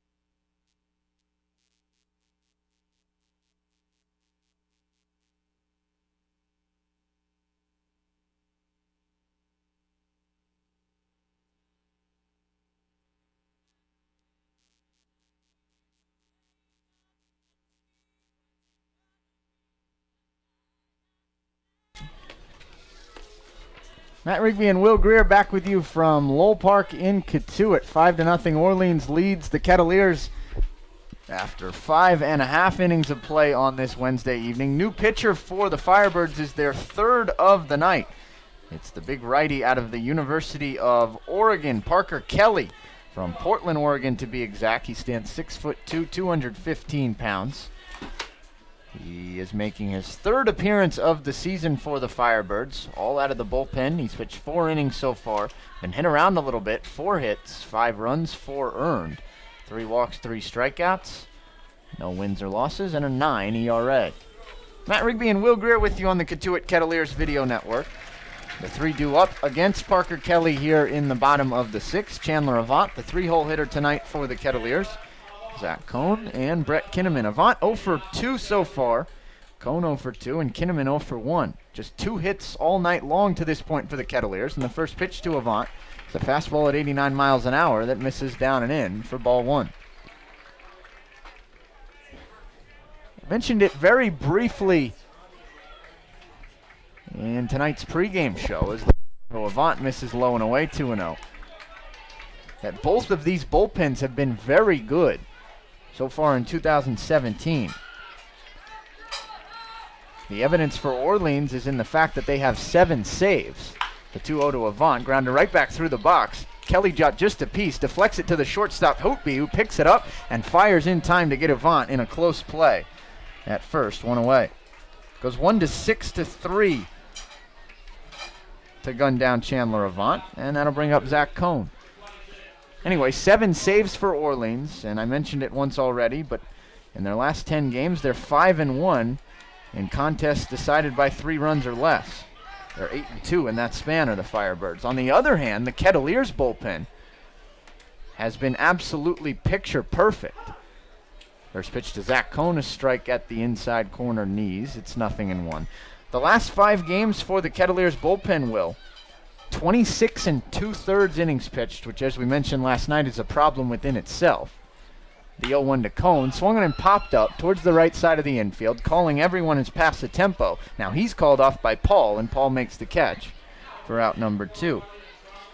Anyway, 26 2/3 innings pitched and just 4 earned runs allowed in the last 5 games for the Kettleers bullpen. That's a 1.35 ERA.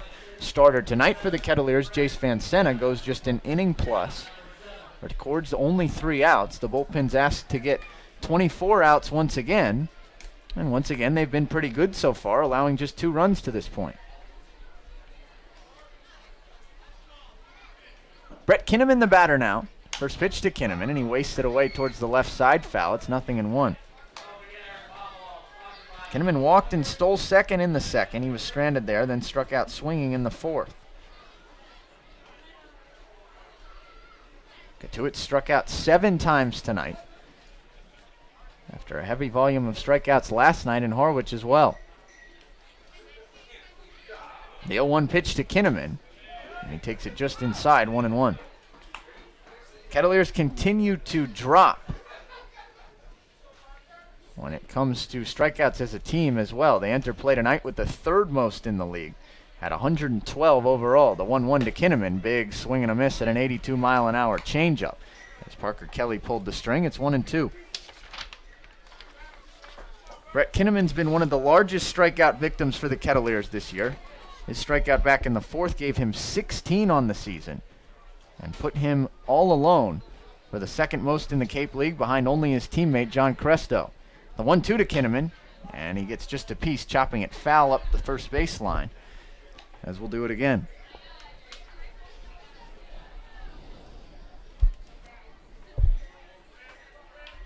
Still a healthy crowd here at Lowell Park in a 5-0 game as the sun sets on a Wednesday night. The 1-2 to Kinnaman. On the outside corner, ring him up, strike 3. Make it 8 strikeouts for the Kettleers at the plate now tonight. Brett Kinnaman's down on strikes for the 2nd time. Knocking across for Cotuit in the bottom half of the 6th. And after 6, they still trail Orleans 5-0 on the Cotuit Kettleers Video Network.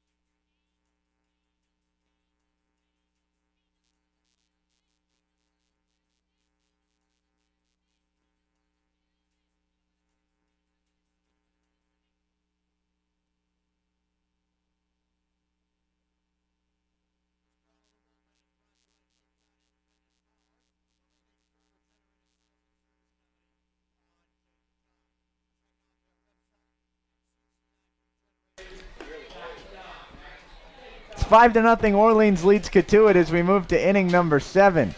5 runs on 10 hits, 1 error for Orleans. No runs on 2 hits and 2 uncharacteristic errors for the Kettleers so far tonight. Keaton Gibson, the new pitcher, on the mound for Cotuit. And given that we screwed up our innings rotation just a bit tonight, here's Will Greer for innings 7 and 8. All right, Matt, thank you very much as we do head to the top of the 7th. And Keaton Gibson, as you mentioned, is on for the 3rd time this summer. The score 5-0. Brian Rapp done after a couple pretty good innings out of the bullpen, much better than his first start of the summer on Friday at Brewster's Stony Brook Field. And Gibson will be hoping for better results than his 2nd appearance of the summer that came last Thursday at YD. So far for Keaton, a 6.23 earned run average in 2 appearances out of the pen, 3 strikeouts in 4 1/3 innings pitched, 4 hits allowed, and last time out at YD, 2 innings, 3 runs. They were all earned, 3 hits. He faced 10 batters in that 2nd appearance of the summer. Taryn Vavra has taken over for Zach Cohn at shortstop.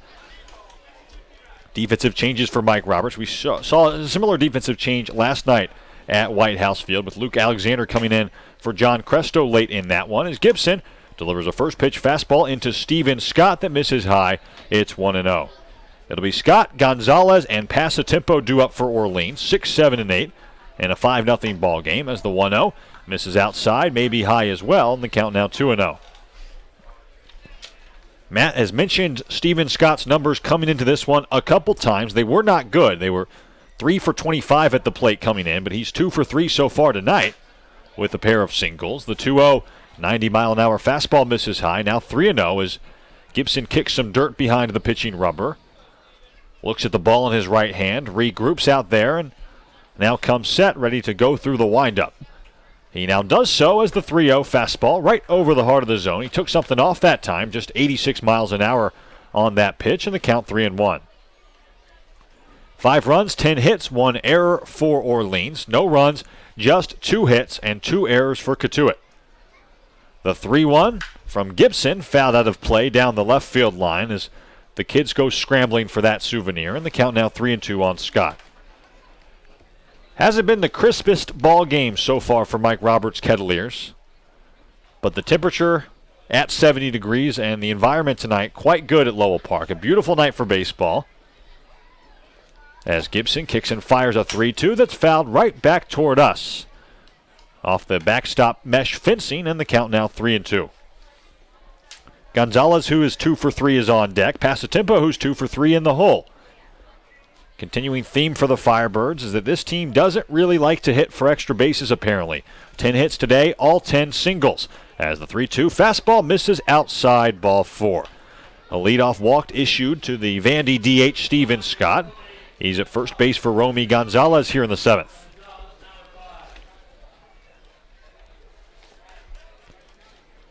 $5-0 ball game as the Miami Hurricane third baseman steps in. Again, 2 for 3 so far tonight with a pair of singles and a strikeout. Mentioned when he was up back in the 3rd inning of this one when he struck out swinging. I was about to say 2nd inning, but it was his 2nd plate appearance of the ball game in the 3rd. As out of the stretch, Gibson delivers a first pitch fastball low, 1-0. That Romy Gonzalez started 58 games for a Miami team that failed to make the NCAA tournament and will now be infamous in Miami baseball lore. And I mentioned I was about to read the first paragraph of the Miami Herald article that I mentioned did not hold back. As Gibson comes set, delivers a 1-0 that's fouled over toward the Orleans dugout. It's 1-1. That first paragraph of the article reads like this. The last time the University of Miami baseball team failed to qualify for the NCAA tournament, the Vietnam War was raging, Richard Nixon was president, and the word Watergate was about to enter the nation's collective consciousness. It's a 44-year stretch, a remarkable run for Miami that you figure would have to come to an end at some point. Back pick down to first, and the runner Scott back in safely. The pitch taken outside at 80 miles an hour. It's 2-1. You know, you mentioned that quote on Sunday in the doubleheader at Eldridge Park, Will, and it got me thinking, if Miami goes another 44 years straight making NCAA tournaments, what they'll be saying about the last time. What they'll be saying about American history then. What a thought. The 2-1 popped up right side. Tolia ranges over in foul territory. Still ranges over. Now Avant calls him off, and sliding Avant makes the catch. Tagging from first is Steven Scott. The throw into the shortstop Vavra not in time. How about the base running from Scott in a 5-0 ball game in the 7th, tagging up. But more so, how about the play from Avant that time? Ranging over, colliding a bit with Tolia. It looks like his right foot a little bit banged up, but Avant did make the play. There's one out. Scott at second, and Passatempo coming up. And continuing the awestruck theme, how about the right hand of Michael Tolia? That's his glove hand. And if I saw it correctly, his right hand kind of slammed into Chandler Avant's right quad when the two were converging. Michael Tolia seemed to whip that glove hand back immediately, and he may have avoided the huge brunt of damage there because he put the glove right back on, and he's back at first base. All smiles, it looks like, for the right side of the Kettleers infield. Primarily, to your point, Matt, fortunately everybody okay on that play, but secondarily an out was made. A really nice play from Avant, who had to run over at least 50 feet into foul territory. Passatempo, the batter now, looks at a first pitch fastball for strike one, 94 miles an hour. Should we even get into what they're going to say 44 years from now, or should we just leave that on the side? I was wondering if you'd come back to it. It's a very good thought. As the 0-1 foul back to the screen. Now 0-2 on Passatempo. I can talk about Steven Passatempo and get us away from that if you'd like. He's 2 for 3 so far today with 2 singles. An RBI chopper over the head of Luke Alexander back in the 3-run second inning for Orleans. Kind of poked fun at him so far in the broadcast as the 0-2 fouled out of play, still 0-2. Came into play today with a sub-100 average, but he's a guy that's not used to not having success. He played in the Northwoods League last summer and hit .326, had 11 home runs, had 61 runs batted in. And then the All-Star game in front of the most scouts that I'm going to assume he played in front of all season, went 4 for 5 with a 3-run homer. The 0-2 swung through, strike 3, 86 miles an hour that time from Gibson. 2 out now in the 7th, and Hopeby coming up. Perhaps it's too small of a case study, Matt, and that Steven Passatempo just not hot at the dish right now, but maybe it speaks to just how much of a breakoff there is between a league that's widely regarded as maybe the second or third best, the Northwoods League, and the Cape League. You come up here, a sub-100 average through a dozen games, and last season for Passatempo, all those really nice numbers. First pitch into Hopeby, line fair into the left field corner. The runner at second, Scott, comes home. He'll score as the throw comes in. Kinnaman over nicely to cut that ball off and keep Hopeby to an RBI single. But that's exactly what it was for Jeff Hopeby, who's now 1 for 3 today. 2 RBIs for the San Diego shortstop, and it's 6-0 Orleans here in the 7th.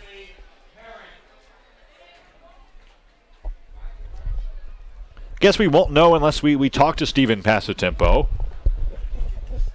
I'd imagine he would blame himself primarily for the slow start this summer, but it's an interesting thought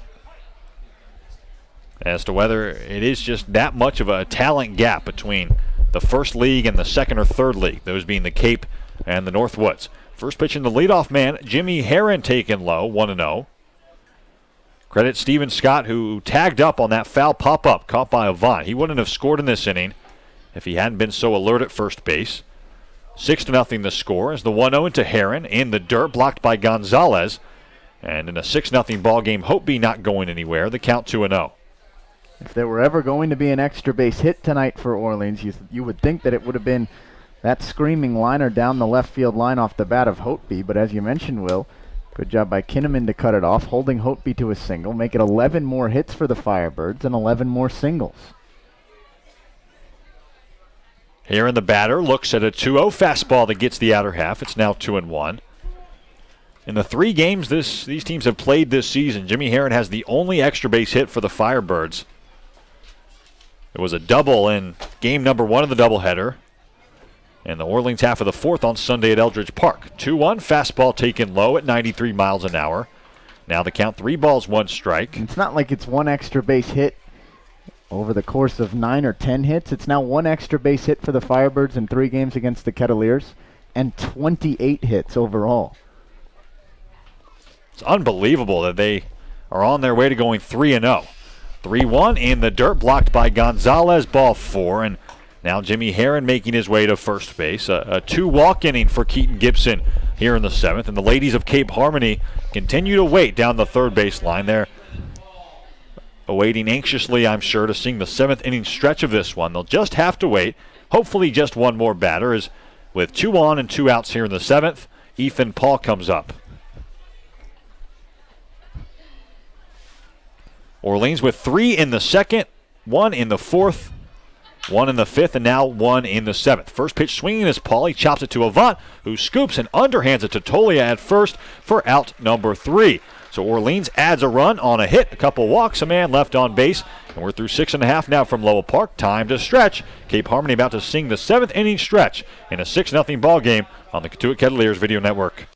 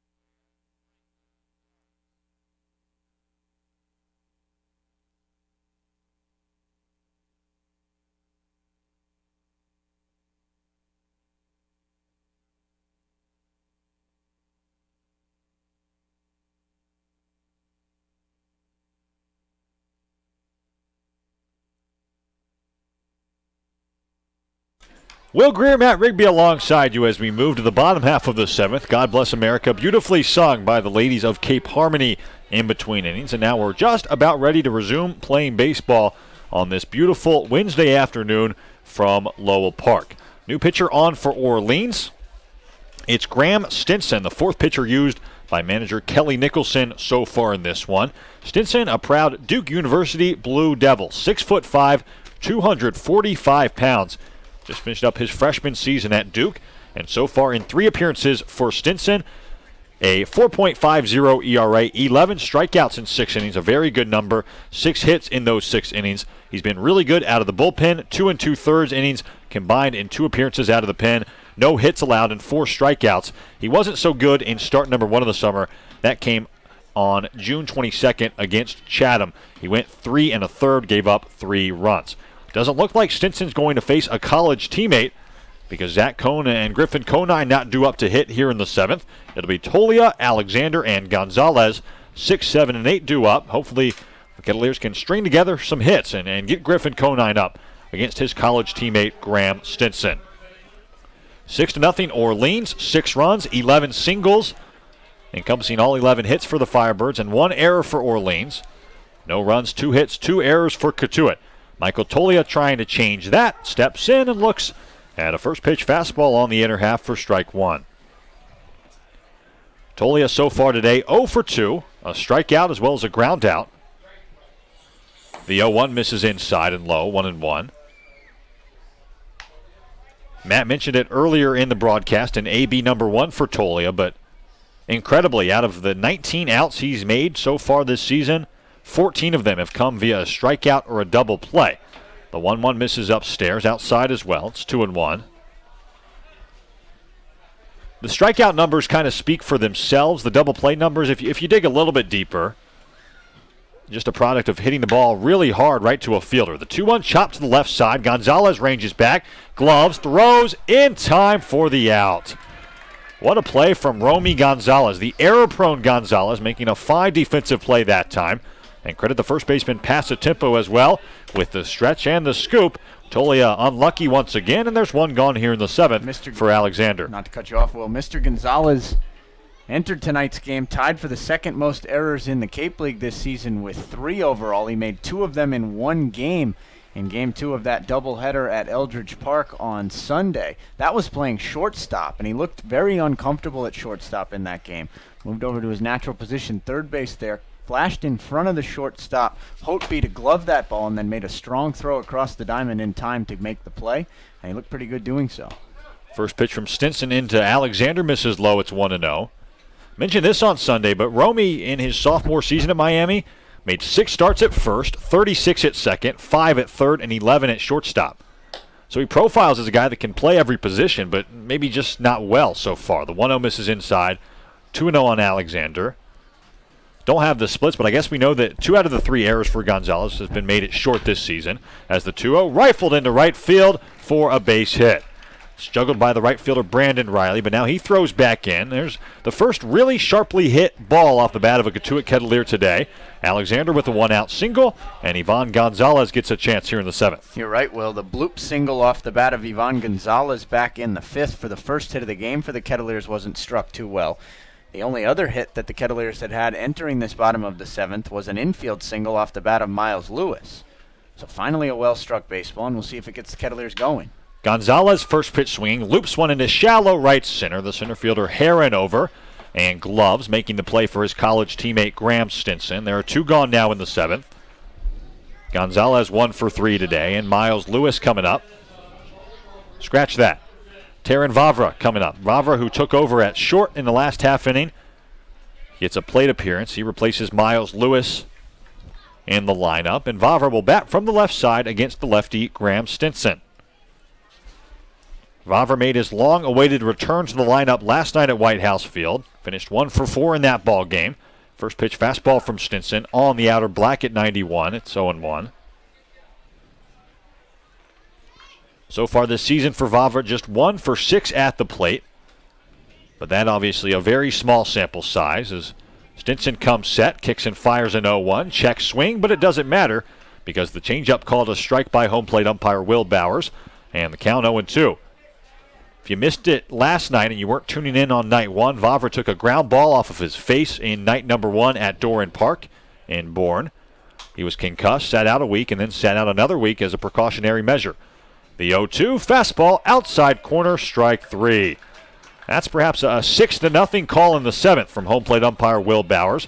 Vavra doesn't like being rung up that time, but who does? And Cotuit done in their half of the 7th. Kettleers get a one-out base runner in the form of Luke Alexander.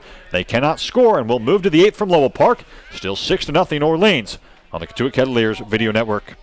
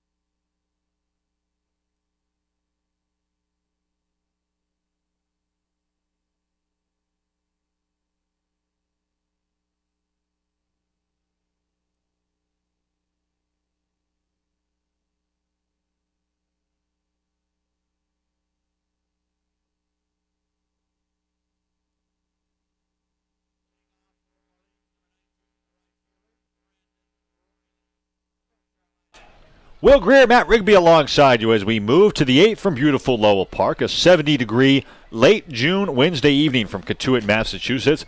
A beautiful night for baseball. Unfortunately, not so beautiful a line right now for the Kettleers against the Orleans Firebirds. 6-0 score as Keaton Gibson back on for a second inning will face 3, 4, and 5 in this Orleans lineup. The first of which, Brandon Riley, looks at a first pitch change-up low. It's 1-0. Defensive changes to tell you about for the Kettleers. Vavra, who took over in the top of the 7th for Zach Cohn, as the 1-0 from Gibson. Fastball misses high. It's now 2-0 into Brandon Riley. Vavra's at short, and we whiffed on this, to be completely honest, but Zach Cohn moving into center field, taking the place of Miles Lewis. Matt Rigby on it right now to see if Cohn has played any center in 2 seasons at Duke University. The 2-0 misses outside. Now 3-0 on Riley. Also, John Cresto taking over at first base for Michael Tolia. So hopefully for John, he'll get an AB in the 9th inning, I'd assume. He's in the 6th hole as the 3-0. Taking all the way is Riley, an 84-mile-an-hour do-you-want-to-hit-it pitch from Keaton Gibson, and the count 3-1. Brandon Riley 0 for 3 so far today. The right fielder does have a walk in this one. Batting from the left side, looks at a 3-1 fastball taken outside and high, ball 4. The third walk issued by Keaton Gibson in an inning plus in this one. And there's a leadoff base runner for the Firebirds for the cleanup man, Cesar Salazar.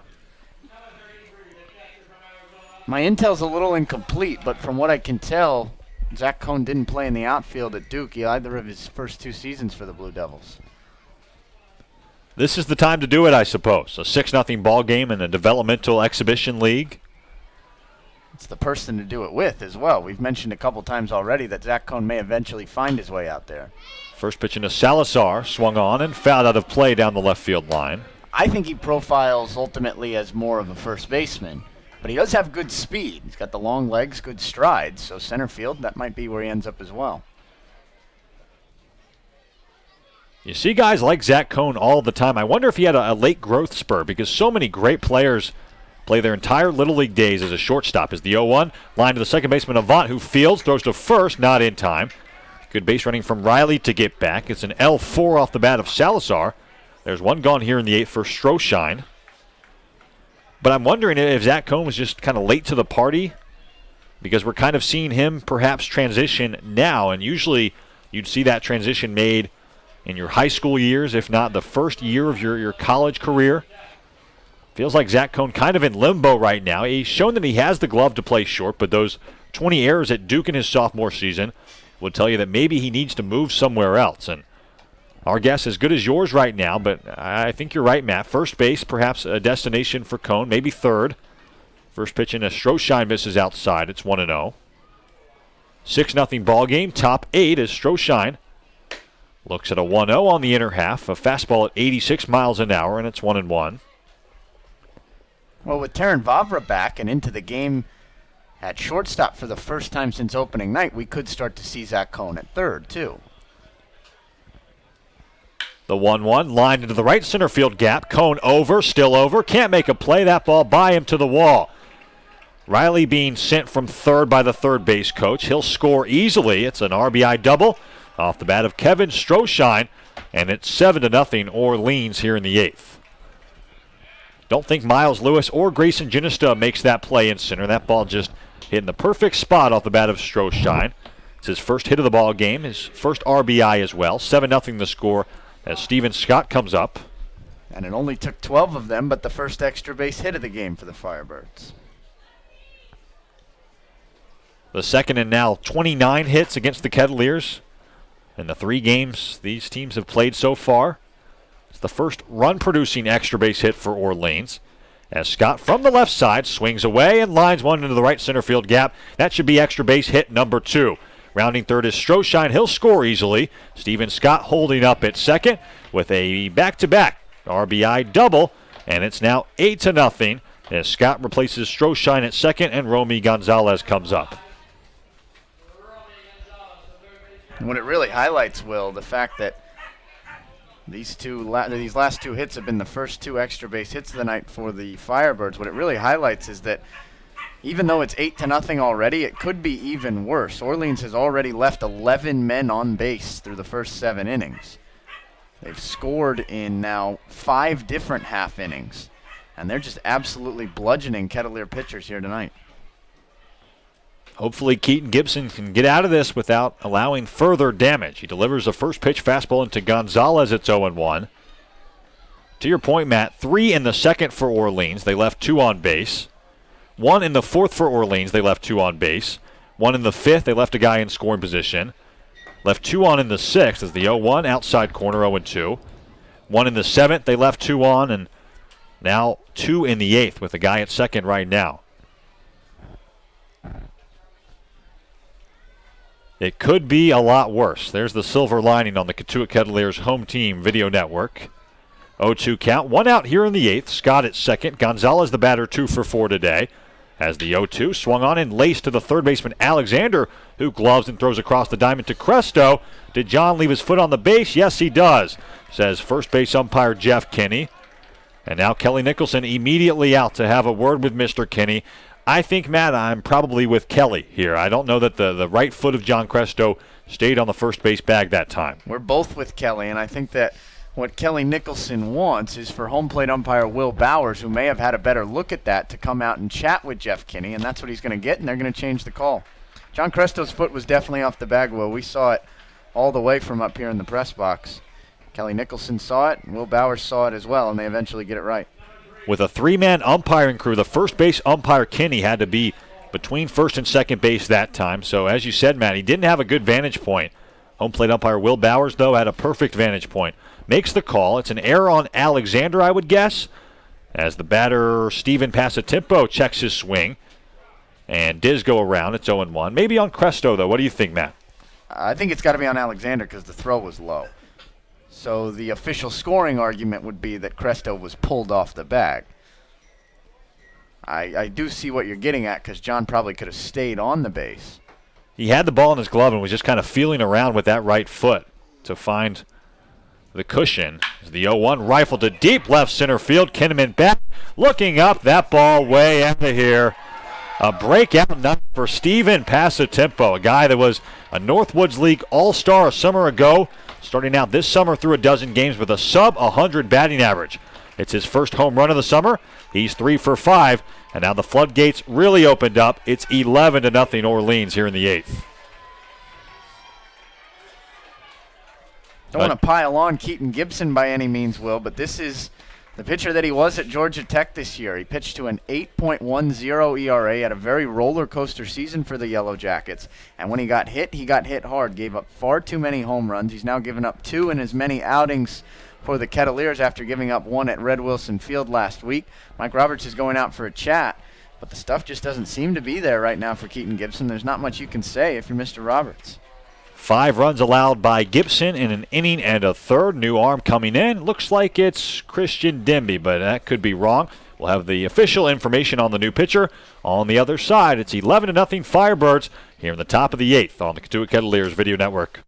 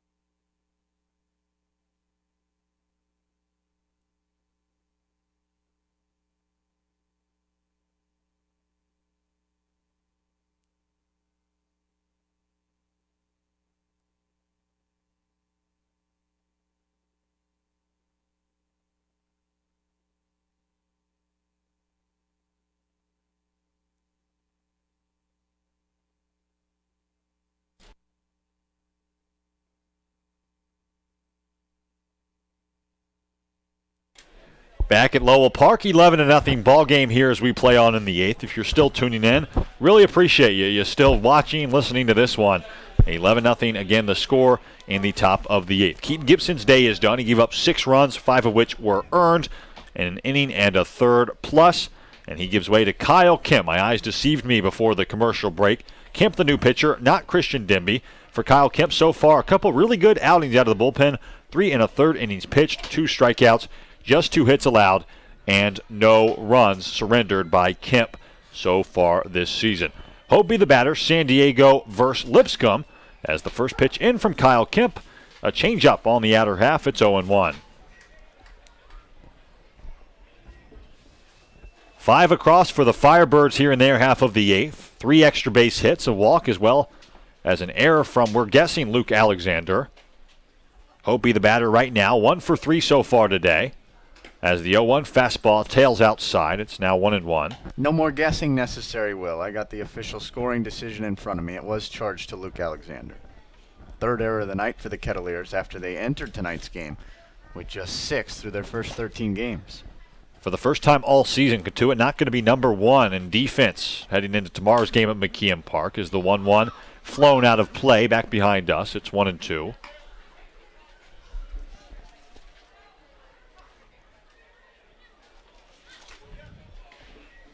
Hopi with a couple RBIs in this one. Bases loaded, walk drawn versus Jace Van Sinna back in the 2nd inning. And then an RBI single in the top of the 7th for Orleans. Again, 11-0 the score as the 1-2. Breaking ball misses low off the mitt of Ivan Gonzalez, and it's 2-2. Sun beginning to set here in Cotuit, Massachusetts. The right field tree canopy lined in sunshine right now. The left field tree canopy, not so much. Streaks of sunshine and foul territory down the right field line, but the rest of the field is shaded right now. 1 out in the 8th as Kemp comes set, kicks and delivers a 2-2 fastball that misses just outside at 91 miles an hour, and the count 3-2 on Hope B.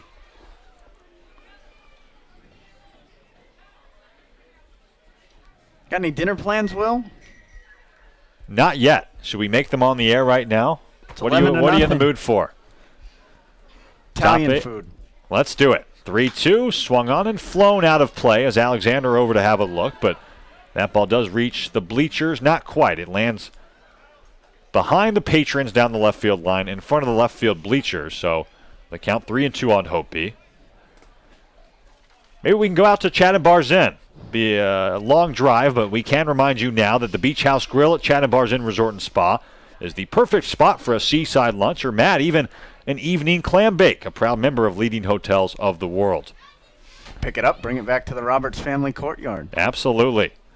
The 3-2 into Hopi, fastball, called ball 4. Thought the strike call was going to come from Will Bowers. Mr. Bowers, apparently a man of integrity, not widening up the strike zone in an 11-0 ball game here in the 8th. Hopi on for the 3rd time today, and the top of the lineup, Jimmy Herron coming up. Will Bowers looks like one of the youngest umpires I've seen up here in the last 2 years. Perhaps trying to prove his worth, earn his chops, and not cheat the process, Sure. Will. You never know when an evaluator is watching, huh? If he thinks it's inside, no matter the score. Herron, the batter from the right side, looks at a first pitch breaking ball that misses up and in. 1-0 on Jimmy Herron. Not sure how that works in the Cape League. I know it's really my only experience in college football and college basketball. All the officials always have an evaluator at every game they officiate. As the 1-0 fastball, 84 miles an hour downstairs, but called a strike. It's 1-1. So you, to your point, Matt, always have to be on your A game. You always have somebody watching every move you make, every call you make. But up here, not sure if an evaluator would stick around in the top of the 8th of a close to 3-hour ball game. The 1-1 swung through. A good breaking ball from Kyle Kemp, and it's 1-2 on Herron. Even if the evaluator skipped town, these guys have the threat of robot umps breathing down their neck at all times. It's the only sport. It's a real possibility. You can just paint the strike zone. From what I've read, Matt, it's coming in the next decade or two. Yep. As the old school generation phases out. The 1-2 swung through. The radar gun says that pitch was just at 67 miles an hour. But it was effective from Kyle Kemp, and Jimmy Herron set down on strikes. You a proponent or an opponent? I'm an opponent because I think it's a beautiful thing that baseball has going for it, that you do have an active strike zone behind the plate.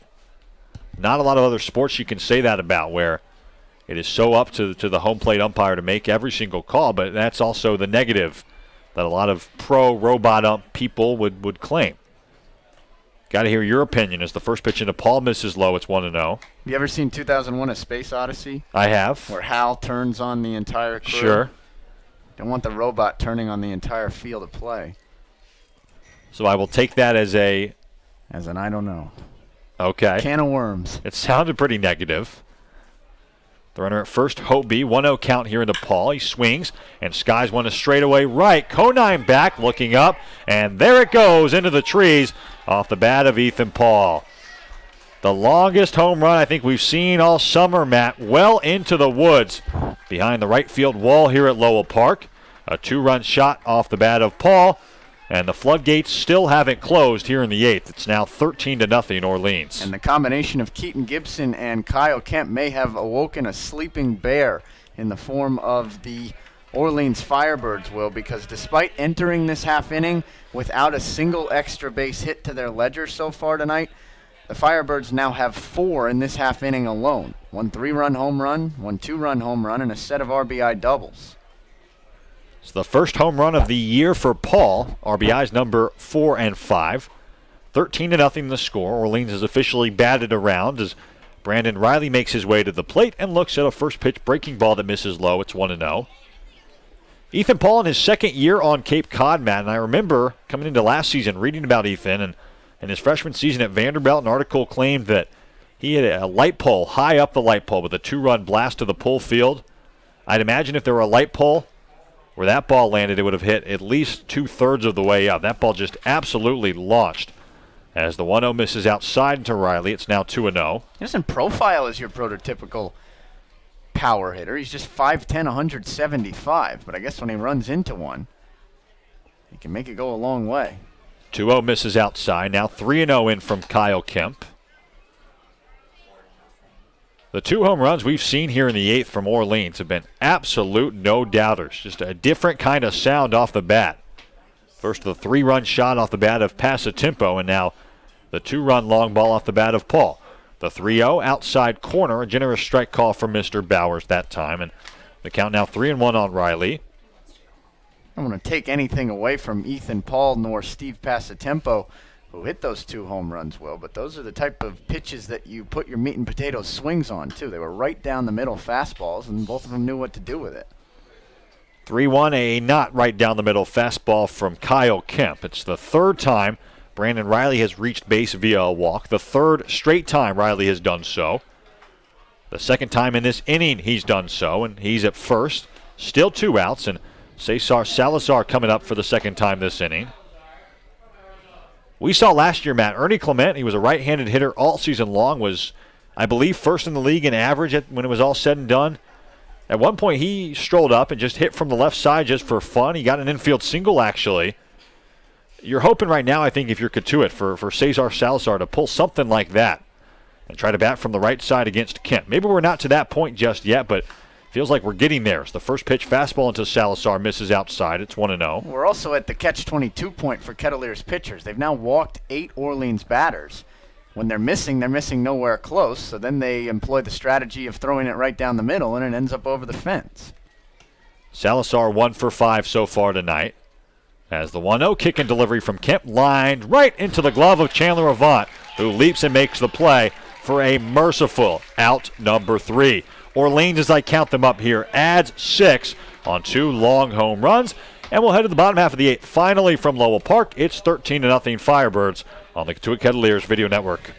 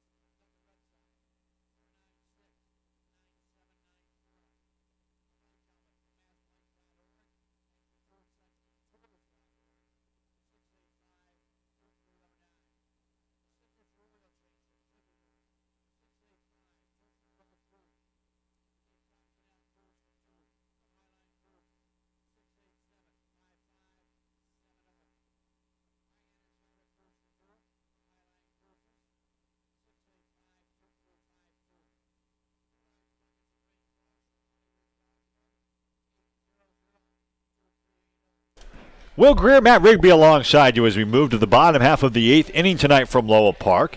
13-0 Firebirds. And again, if you're still joining us on this Wednesday evening, we truly do appreciate you still tuning in. New pitcher is on for the Orleans Firebirds. It's the 5th used by Kelly Nicholson so far today. And the new arm is Cody Deason. 6'4", 205 pounds. Just finished up his sophomore season at the University of Arizona. And so far, so good for Mr. Deason. 3 appearances out of the pen, 9 strikeouts in 6 innings, 4 hits allowed in those 6 innings. Does have a win. It came a couple nights ago at White House Field, and he's been a big part of that almost unhittable Orleans bullpen that Matt has mentioned a couple times throughout the broadcast. It's an all-Arizona battery here with Salazar catching Cody Deason.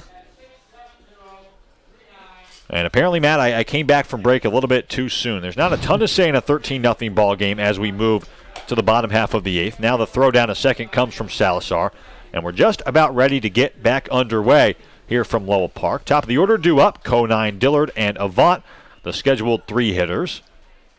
As Cotuit looks to get on the scoreboard. That's the drama still remaining today at Lowell Park. We could wish congratulations to the Florida Gators for their College World Series victory last night and extend safe travels to the Gators that are due to come up to the Cape League, 3 of which are scheduled to come to Cotuit. Not quite sure how many of the 3 will make it. First pitch into Conine misses outside. It's 1-0.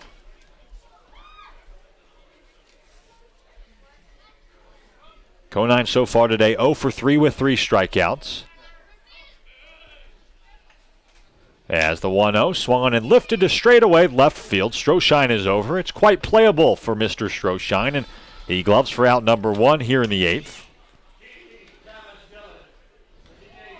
So Griffin Conine 0 for 4 at the plate. Continues to struggle against Orleans pitchers. Matt mentioned it earlier on, but Griffin so far against Orleans just 1 for 11 at the dish. By far his worst statistics against any team. And Dillard bats from the left side. Looks at a first pitch fastball over at the knees. It's 0-1. Dillard 0 for 2 in this ball game. A walk in the 3rd. A strikeout and a double play also for Mr. Dillard. The switch hitter batting from the left side against the righty Deason. Swings at an 0-1 and lines it softly to the shortstop Hopeby, who on a knee gloves for out number 2. Moving right along here in the 8th, Chandler Avant coming up. We can look at the out-of-town scoreboard once again. This game not the only blowout on Cape Cod right now. Brewster up 11-0 over Chatham. Bottom of the 8th at Stony Brook Field. YD up 7-1 over Harwich. Bottom 4 at White House Field. First pitch into Avant inside. A fastball 1-0. Low times for the Mariners. Harwich in jeopardy of losing their 3rd straight ball game. We dropped to 5-9-1, Matt. Hyannis up 4-1 over Bourne. Bottom 6 at Doran Park. As the 1-0 into Avant, 86 miles an hour. Right down the middle, it's 1-1. And Falmouth tied with Wareham at 1, bottom 5. I guess the good news if you're Harwich, Chatham, the team in front of them in the Cape League's Eastern Division by just a point. They're not having good times of late either. 1-1 outside fastball makes it 2-1. It's the beauty of this 4 out of 5 teams in each division make the playoffs thing, huh, Matt? Saw it last summer. Cotuit and Hyannis battling for the 4th spot in the West Division as the 2-1 misses outside. 3-1 now on Avant, who's 0 for 3 tonight. Cotuit, not to dwell on last season too much, it wasn't a great year for Cotuit, but they struggled so much, and then a door was open because Hyannis lost something like 10 out of their last 11 or something as the 3-1 misses down low and inside for ball 4. So Avant trots down to first base with a 2-out walk, and Zach Cohn, now the center fielder, will come up with 2 outs here in the 8th. Point being, I guess, it's not all said and done until the last 3 or 4 ball games of the summer. And you always think you've got a chance to make the playoffs, and if you do get into the playoffs, we saw Chatham last year well under 500 as the 4 seed in the East upset the Harwich Mariners, who had by far the best season of any team in that division. First pitch into Cone, blocked by the catcher Salazar. It's 1-0. The other thing that happens when only one team is left out, all you need is one team to fall off. You don't just need the team directly in front of you to fall off. You don't have to just count on that. We saw quite a bit last year. Teams that were in the 2nd and 3 slots in the division early on just absolutely fall off a cliff. 1-0 into Zach Cone. Fastball down the middle. It's 1-1. I guess the takeaway is if you took a picture of the standings right now after a dozen or so games of this 2017 summer, and then looked at the standings in a few weeks, it definitely wouldn't look the same. 1-1 in the dirt, blocked again by Salazar. It's now 2-1 on Zach Cone. And as excited as I got earlier on in this one that we could have a 5-way tie after play-ins tomorrow, that really doesn't matter all that much. Can run down those scenarios once again if this at-bat currently occurring. Cone versus Deason continues. The 2-1 from Deason. Fastball outside corner 2-2. If Hyannis hangs on at Bourne, I'm going to go ahead and do so, Matt, and Wareham beats Falmouth tonight, then all that would need to happen tomorrow is a Cotuit loss at Hyannis as well as a Bourne loss against the YD Red Sox. The 2-2 foul out of play down the right field line remains 2-2. And that would get all 5 teams in the West Division to 7 wins apiece, a virtual tie at the top. That speaks to just how much baseball there is still yet to be played this summer. Hate to talk about standings too much as the calendar hasn't even flipped to July. The 2-2 curveball misses outside. So the count now full on Zach Cohn. Zach in a bit of a slump right now. He's 0 for 2 so far today with a ground out as well as a pop-up. Guy that led the Cape League in average just over a handful of games ago. The 3-2 runner at first, Avant, goes, and the pitch fouled out of play again. The count remains 3-2. Zach 0 for his last 8 now at the plate. 0 for 3 in Game 2 of the doubleheader at Orleans on Sunday. 0 for 3 as well last night, and now 0 for 2 to begin this Wednesday evening at Lowell Park.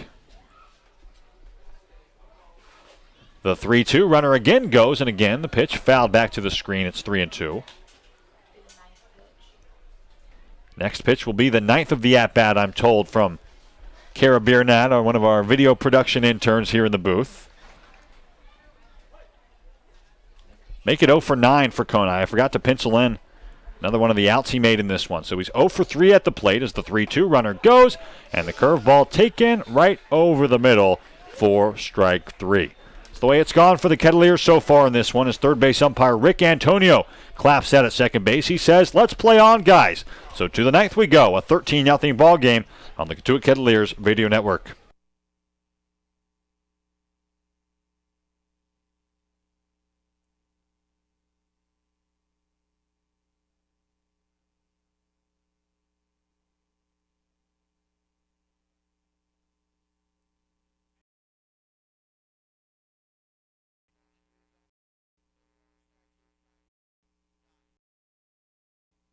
Six times.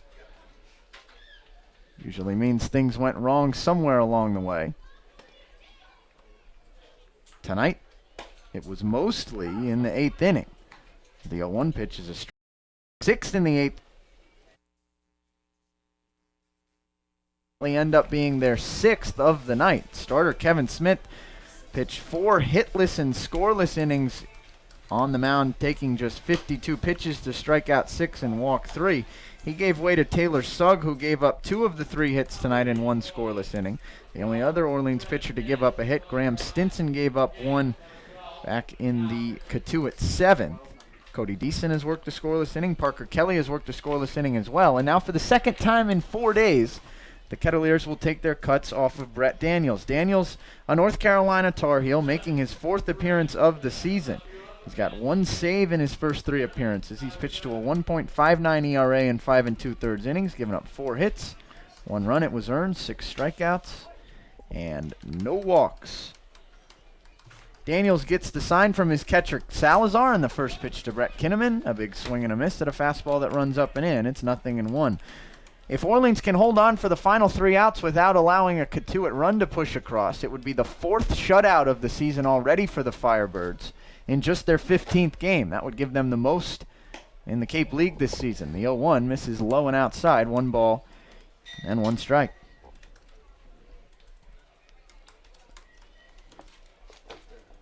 Kettleers have 2 shutouts. They picked their second one up last night at White House Field, as the 1-1 is fouled straight back towards us but off the screen. And it's 1-2. Trying to jog my memory, Will, but I'm not sure if Cotuit has been shut out yet this year.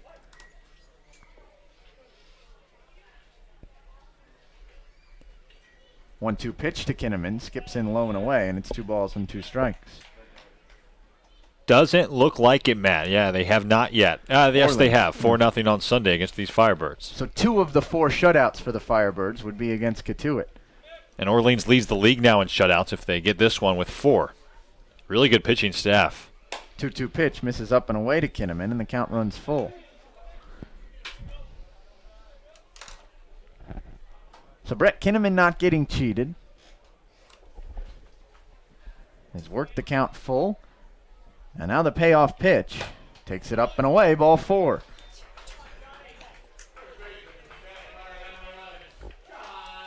It's the 5th walk worked out by a Kettleer tonight. Second time Kinnaman's reached via base on balls. And now John Cresto will get to take a turn at bat.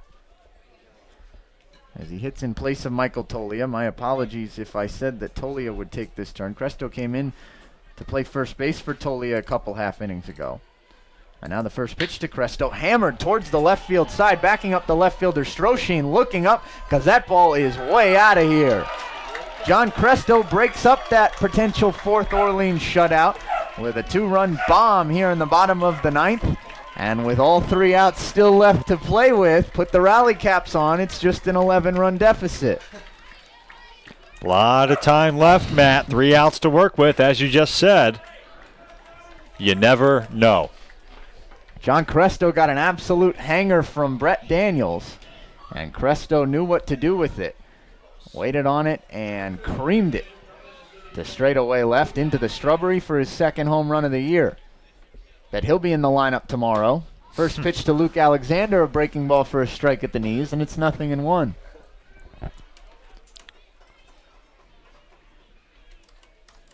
Alexander so far tonight 1 for 2, singled and walked. And he takes the 0-1 pitch a little bit upstairs, 1 ball and 1 strike.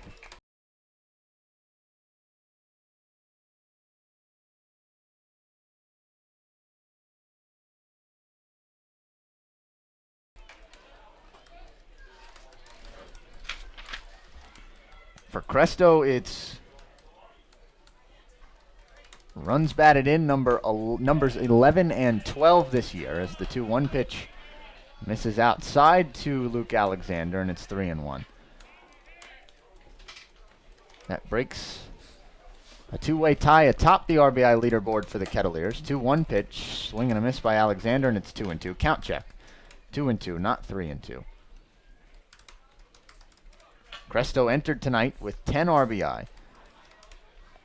He and Griffin Conine each had 10, and now John Cresto with 1 swing of the bat moves into sole possession of first. The 2-2 fouled off the mask of Salazar. Salazar looked a bit stunned as Will Bowers helps him out behind home plate. Now home plate umpire Will Bowers going to take the long walk out to the pitcher's mound to hand the ball back to Daniels and give Salazar a moment to gather himself. Salazar sheds the mask, shakes the cobwebs off, now gets behind the home plate into the crouch again. Tools of ignorance, Will Greer. Well, Bauer's going to take even longer now. Continue to give Salazar a moment as he goes to fetch some new baseballs. And now Luke Alexander stands back in. Daniels stands back on the rubber, and we're set once again for the 2-2 pitch. The kick and the delivery from Daniels. Alexander swings and chops it towards third. On a low fourth hop, Gonzalez picks it up and fires across the diamond for out number 1. So Luke Alexander now just 1 for 3 tonight. In his first game in the Kettleer lineup since playing on Saturday. Alexander looks like will finish the night 5 for his first 24 for Cotuit. We'll see just how much he factors into the rotation for the Kettleers going forward with Terran Vavra seemingly back. The first pitch to Ivan Gonzalez is a ball that skips in low and outside 1-0. Gonzalez picked up his first hit in a Kettleer uniform back in the 5th. He broke up the no-hitter at the time with a leadoff single. It was a bloop single over the head of the shortstop Hotby into shallow center. 1-0 to Gonzalez. Breaking ball that misses low, 2-0. And for Ivan, it was sandwiched in between a pair of F8s. So he's now 1 for 6 to begin his Cotuit career. 2-0 to Gonzalez. Takes a rip and comes up empty on a tailing away fastball, and it's 2-1. Props to Ivan Gonzalez for catching every single pitch thrown by a Kettleer so far tonight, though. Orleans has gone through the lineup almost 6 full times, and Ivan Gonzalez has been in the crouch for all 6 turns. The 2-1. Fastball at the belt for a strike, and it's 2-2.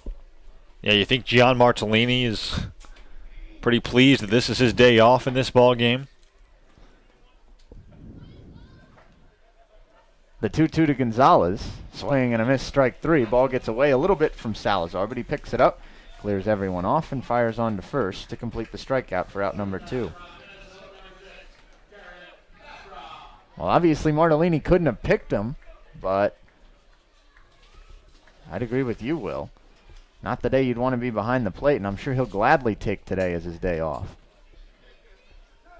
Here comes the aforementioned Terran Vavra. Vavra struck out looking his only time up tonight back in the 7th. He wasn't penciled into the original starting lineup.